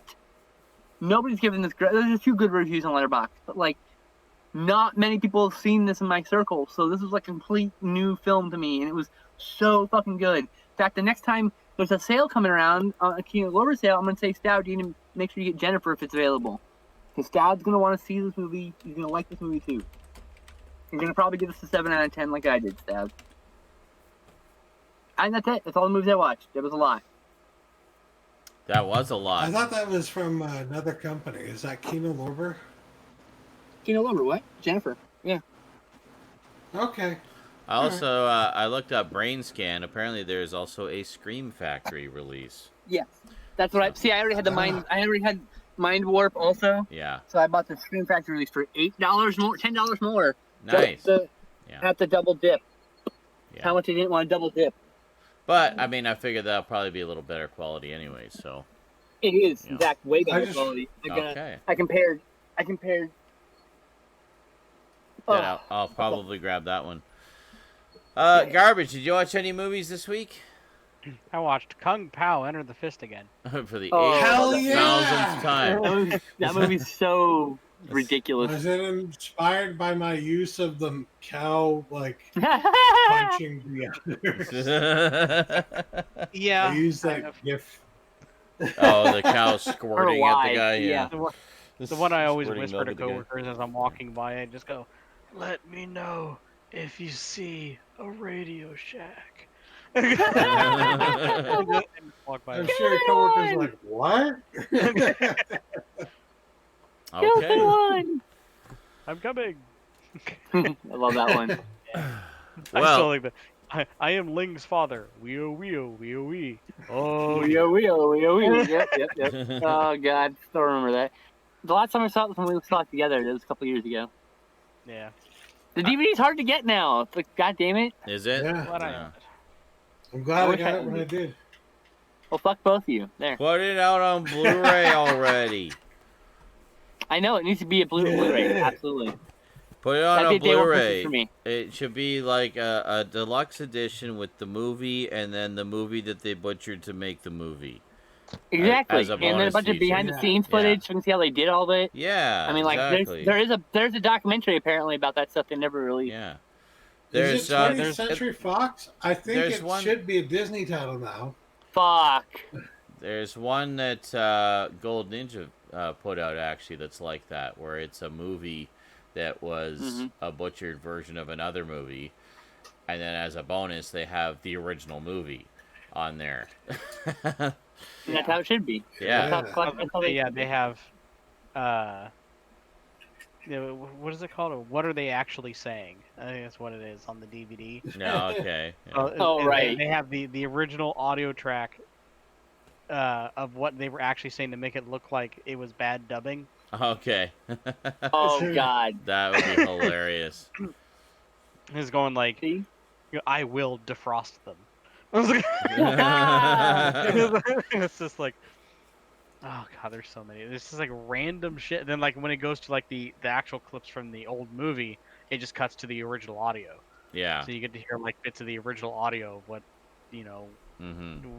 So that'd be the third cut. They can just do a whole cut of that. Yeah. All the raw audio. There you go. It's so amazing. That's yeah. There's a. I remember finding the hidden video file.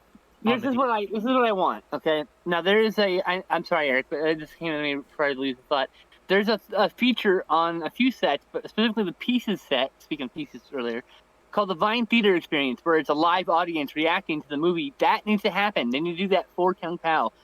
They need to get, as soon as we can do theater, they need to do like a revival theater, bunch of fans, and just get some actual laughter in there. Because being with a group of people is like key to this movie. Yeah. Anyway, sorry, Eric. So you found the hidden video file, you said? There's some hidden video? Yeah, sorry. Hidden video file? You found a hidden video? Eric? Garbage? What? You said the hidden video file on the disc? Found the hidden video I file? you were still talking about something. No. No. No, We're yeah, there's a hidden video file on the DVD that if you just like play with the menu just enough, you'll highlight this random thing off like slightly off screen. Yep, Easter egg. And yeah, it's an Easter egg, and all it is like a 5-second video, a slow motion flick of a cow udder. Flick. That's all it is. Is it box sound? Yes, it is. It's Disney officially. This is officially a Disney title. We'll never see it again, ever. We'll never see it again. We might see it in the Never it in the UK. We might see it in the UK because another company may own it out there. Mm-hmm. Might also see it from. This is a long shot, but Disney movie rewards. That's true. They could. A Disney movie club exclusive. So. Yeah. I didn't watch any movies this week. The only thing I watched was a whole lot of Rocco's Modern Life. I need to revisit that. Which I have had never seen before. I'd only seen like bits and pieces and clips and stuff like that. Man. And I got to, and I've been really enjoying it a lot. Like I had heard that there was a lot of, kind of subversive humor in it, like jokes that would go over the heads of kids, but only the grown-ups watching would get. And apparently Nickelodeon was like actively wanting to do a lot of that in the 90s to kind of get more people watching and kind of expand their, edgy without being edgy. Yeah, kind of.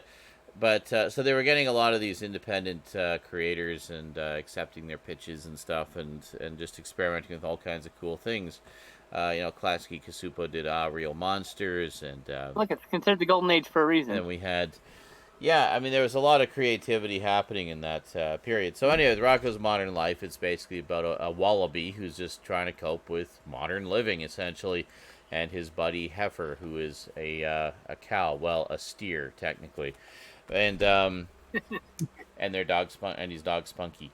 And his neighbors that are frogs. and his best friend who's a turtle. Or his other best friend who's a turtle.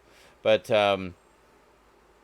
it's incredibly funny. And I knew I knew I was in for a wild ride when... Now, I had heard there's a lot of subversive humor in it. What I did not expect was just how much there is. I was actually... I was sort of mentally keeping track for the first few episodes. By episode 3, I had completely lost count of how many, wink, wink, nudge, nudge jokes there were in the show. It's such a good show, too. Okay, it's so well written. Let me put it this way. In episode 1...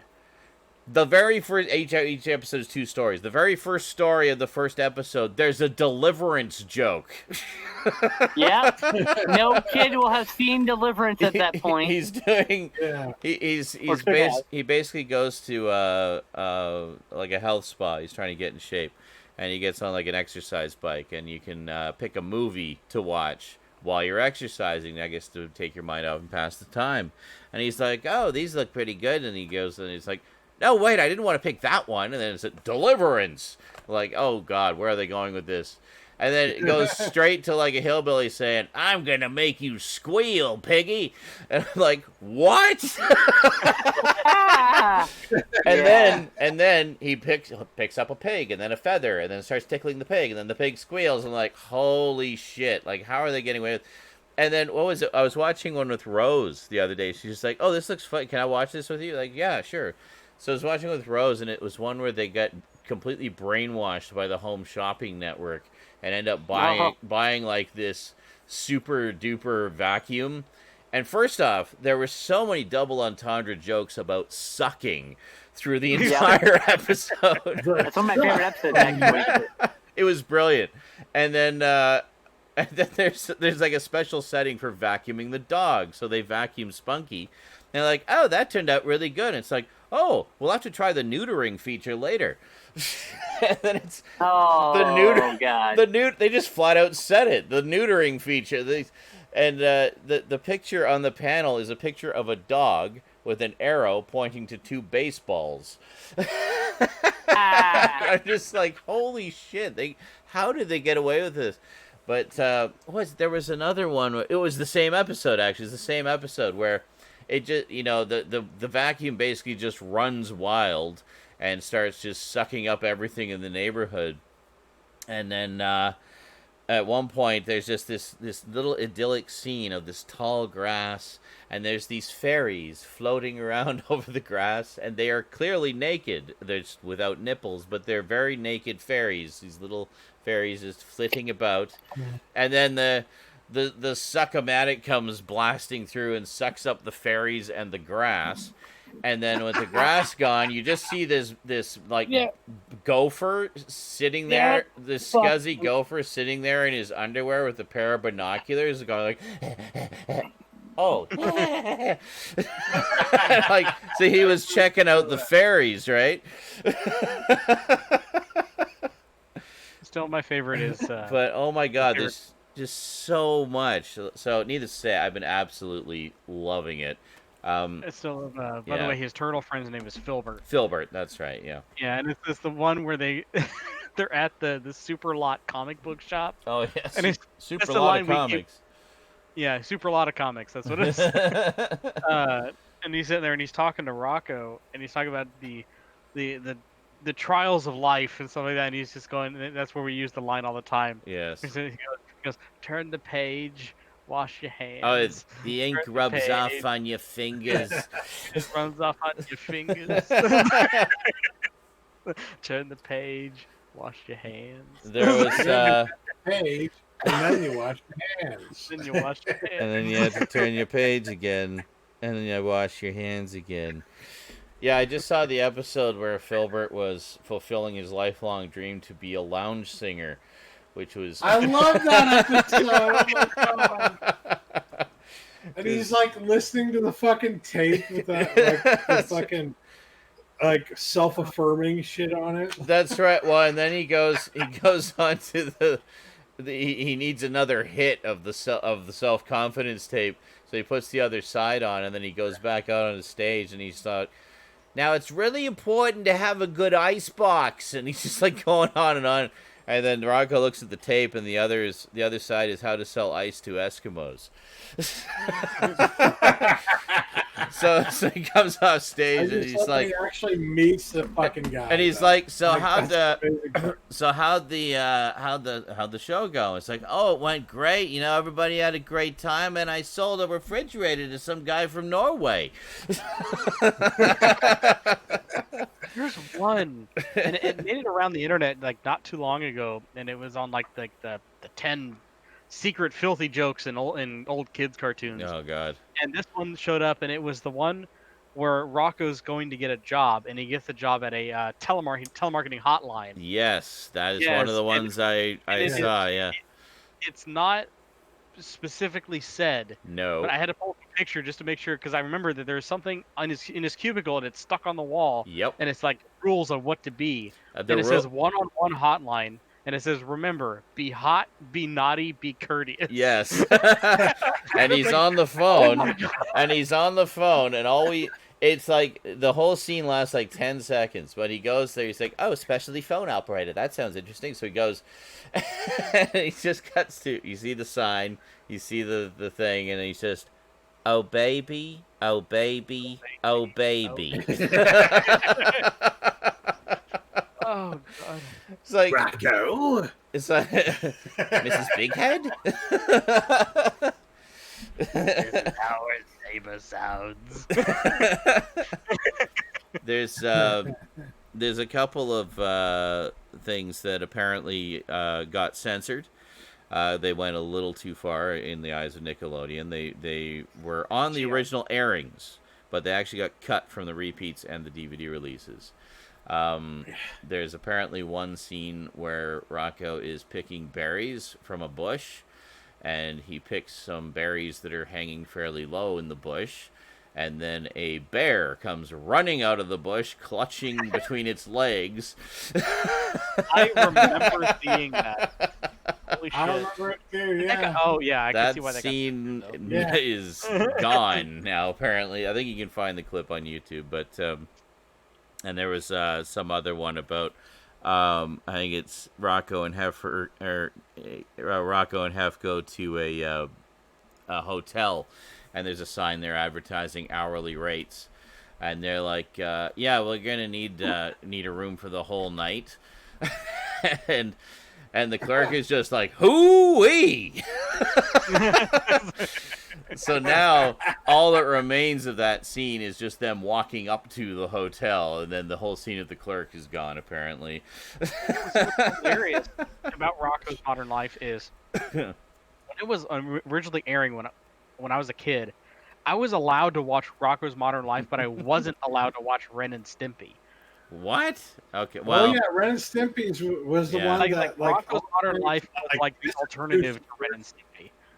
You know, Yeah. 'cause yeah. it was Ren and Rocco Stimpy, obviously it was acceptable, on it was on Mhm. MTV, and so it was very upfront about its raunchiness and that kind of thing. Ryan and Yeah. Stimpy was, yeah. Rocco, it was- as you're discovering, is very, it's a lot of innuendos. well, like I just the best word for it really is subversive. It's like Subversive, it's there, but you're only gonna catch it if you're a grown up. my Essentially, so 6-year-old brain wouldn't have Yeah. understood 98% of those. Rosie Yeah. picked up on everything. Like when we were watching it, every time there'd be one of those little jokes, we just kind of like look at each other, like, did you catch that one?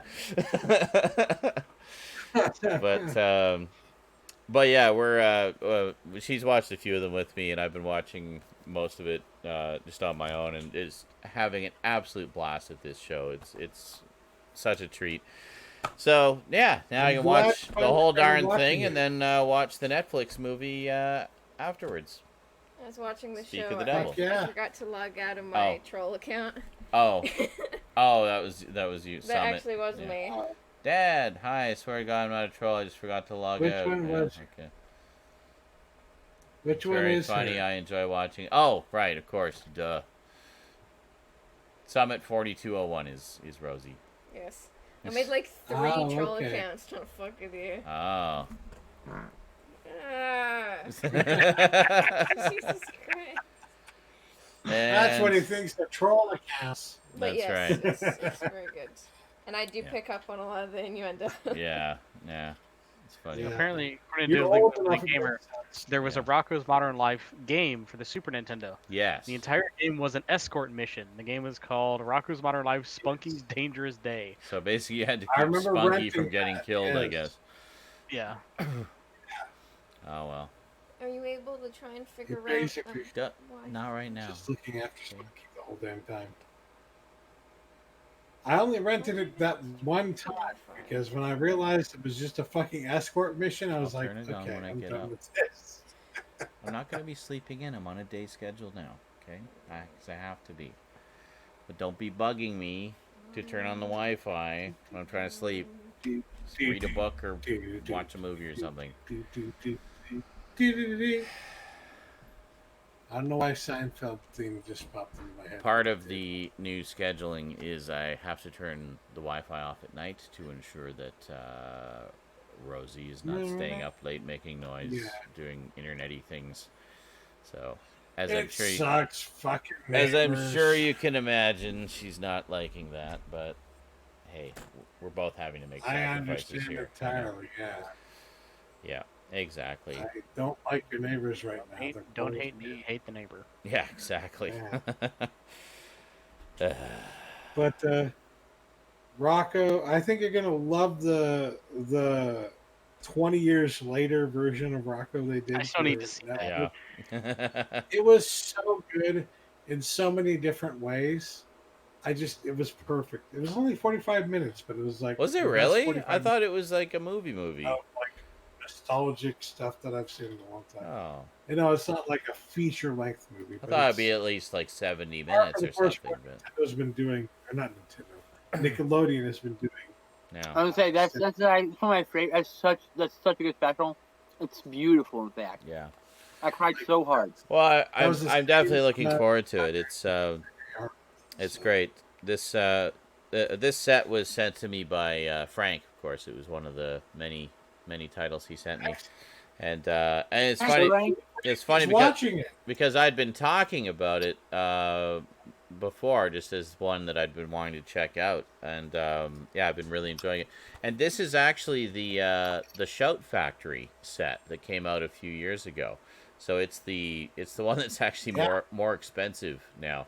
So I don't know if he replaced his set with. There's a newer release that's a little cheaper. It's the same content on the newer one and the Shout Factory one, as far as I'm aware. Maybe some different extras, I don't know. But this is pretty cool. It has original artwork by Joe Murray all over the case, which is pretty cool. But he also did a show for Cartoon Network. Oh, what was the fucking show? Garbage Gamer. Do you remember what it was called? It was like a fucking camp. I remember that.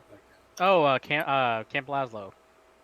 Camp Laszlo. Yes, Camp Laszlo. Okay. Yep, and there was a Later thing. There was a couple nods to Rocco's Modern Life in Camp Laszlo. Okay. Interesting. Actually, what was one of them? There was one. It was actually an episode that aired for a short time, and it was cut and edited because the audience wouldn't understand the joke. Oh, really? and stuff like that. But I think it was like one of the last episodes of the show. And again, it doesn't air anymore. You can't really find it anymore. Yeah. But the original airing had the camp counselor, Camp Lupus, I think was his name. Mm-hmm. He realized that he had been like a detective in disguise or something like that, and he took off a mask, and it was Heifer. Okay. Stuff like that, and it's just like, and then they modified it to be somebody else or something like that, because again, the younger audience wouldn't understand the joke. Like, there was a great episode where Rocco goes over to Heifer's folks' place for dinner, and of course we had seen Heifer's family a few episodes earlier, and as soon as you see them, like, he's adopted, isn't he? He's the only cow in a family of wolves. And then somehow Rocco's sitting there, and they're having their meal, and he just kind of says, "Wow, it's really nice to meet all of you. I had no idea that Heifer was adopted." And everyone just like dead silence, and then Heifer's just like, "I'm adopted." Like he had no idea.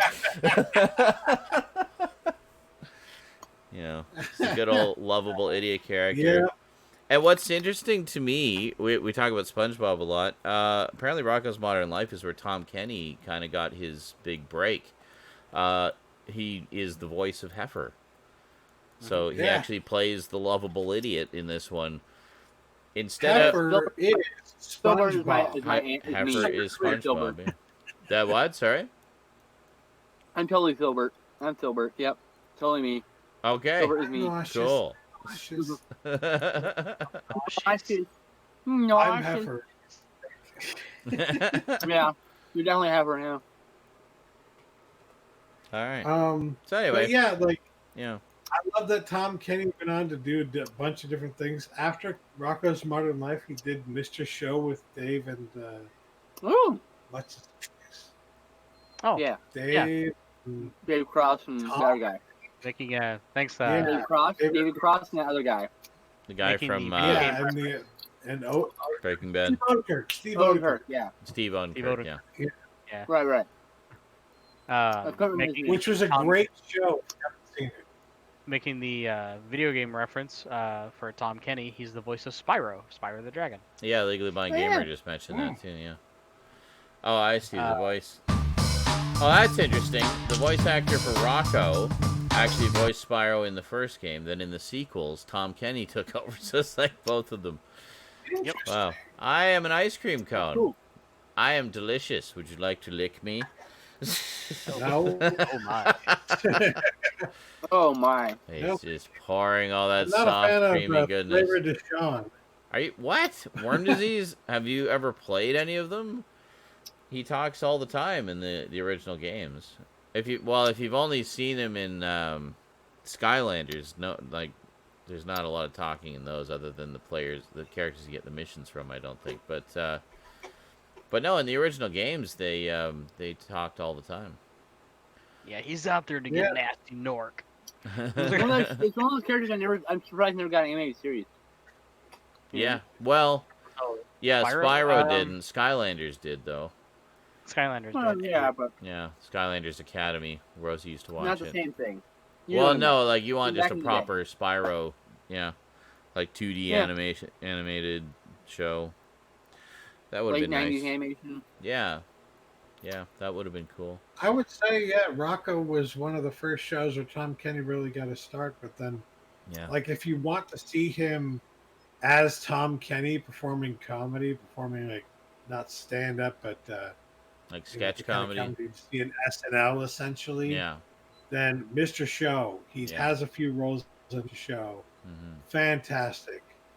I still find some of those fucking bits very funny. Nice. Some of them are like very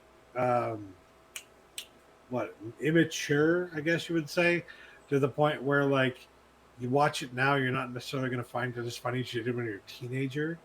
But Yeah. a lot of them are still Hey. very, very It's like hilarious. different part jokes. It's okay. He even had the Bob and David had and Mr. Show had a segment with Tenacious D, starring Jack Black, of course. Mm-hmm. So there was this whole like half an episode devoted to them. So that was No, people don't know that Tenacious D were around for a long time before they ever got their break as like making music. They were a comedy duo. Mhm. Anyway, Yeah, Steve Odenkirk. back then. He had his animation company who did. I think you mentioned Jimmy Neutron. Oh, okay. Did I was never big on DNA that one. Yeah. I'll never forget the animation bump for the production company. There was a 3-eyed monkey named Paul. Okay. Yeah, it just literally it's just like there's like DNA bananas in the background and stuff like that, and he just pops up and turns to the camera and goes, "Hi, I'm Paul." And it has the same musical interlude or whatever for that little bit as you hear from the fucking when the DVD's finished. Oh yeah, from when DVD finishes in we used to always make fun of Program that hearing. don't always use You used to always use to burn DVD, burn ISO Yeah. files, Oh. image yeah. burn. Mm, Oh god, okay. and Yeah, burn. that little like And burn. that little like jingle that plays when the disc is done burning. Well, we're just about That done, one- Blade, but feel free to watch the last 30 seconds on YouTube if you like. That's fine. Yeah, we're about to have opportunity. But I'm fading fast. Day schedule. So, Yeah. I gotta get up early and watch movies with Angie, so you well, know. there you go. So actually, this works out This better for actually you in works this for case, you. yeah. But What's that? Was that Stoudman? I said this actually works for Skinslip in a certain way. yeah, Yeah. I It get up does. in the morning. Usually, like last week, it wasn't so bad. I got up at like 9, 10 a.m. I basically woke up like normal.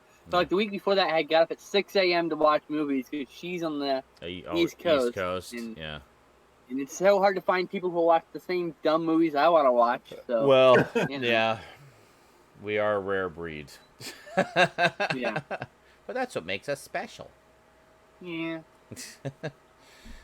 Alrighty. Hey, anybody, any gifters? Any gift subbers? Anyone who wants to gift a sub to Crolatin here? Just to Oh, is he stop begging in his chat again? incessant Is he whining. begging again?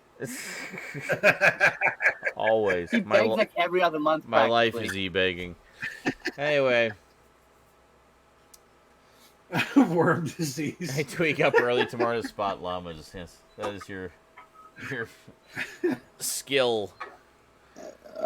My brain is mush. All Don't right. blame him. He's doesn't have a lot of money. It's okay. Thanks It's for fine. I'm fine. Hey, look, I get it. I ain't. You know, Another he's way. fine. Just fucking with him. If he's gonna beg in chat, we're gonna fuck with him. It's just how it goes. Exactly. Of course. Exactly. He's welcome to stay. Nothing So- wrong with that. He does a good job, you know. He contributes in a lot of other ways. So, Yeah. like, obviously, Obviously, It's fine. you know. Obviously. All right. Well, thanks for joining us for another crazy week of shenanigans and geekery. We'll see you all again next week. So once again, we are now going to be doing things a little earlier due to, yeah. Yeah. And apparently it was multiple neighbors. I feel like it was a conspiracy, but we won't get into that. Witches. Witch hunt. Witch hunt. Yeah, rigged noise complaint. Anyway, thanks for joining us, and we'll be back again next week. So that's 6 p.m. Pacific, 9 p.m. Eastern. So translate that to whatever you need to for wherever you are. And that's when we'll be live on Twitch, and then the repeat, of course, will follow on YouTube as always. And Twitch. I actually put them on Twitch now, too. So wherever you are, you can see them. All right. So thanks for joining us for another week, and we will see you next time. Until then, sayonara. Very nice. Nice. Right. Good night. Right. Good night, everybody. Nah, bitches. Eric got to be here for the whole time. Wow, that's rare. Now it's gonna be forever all the time, thankfully. I know.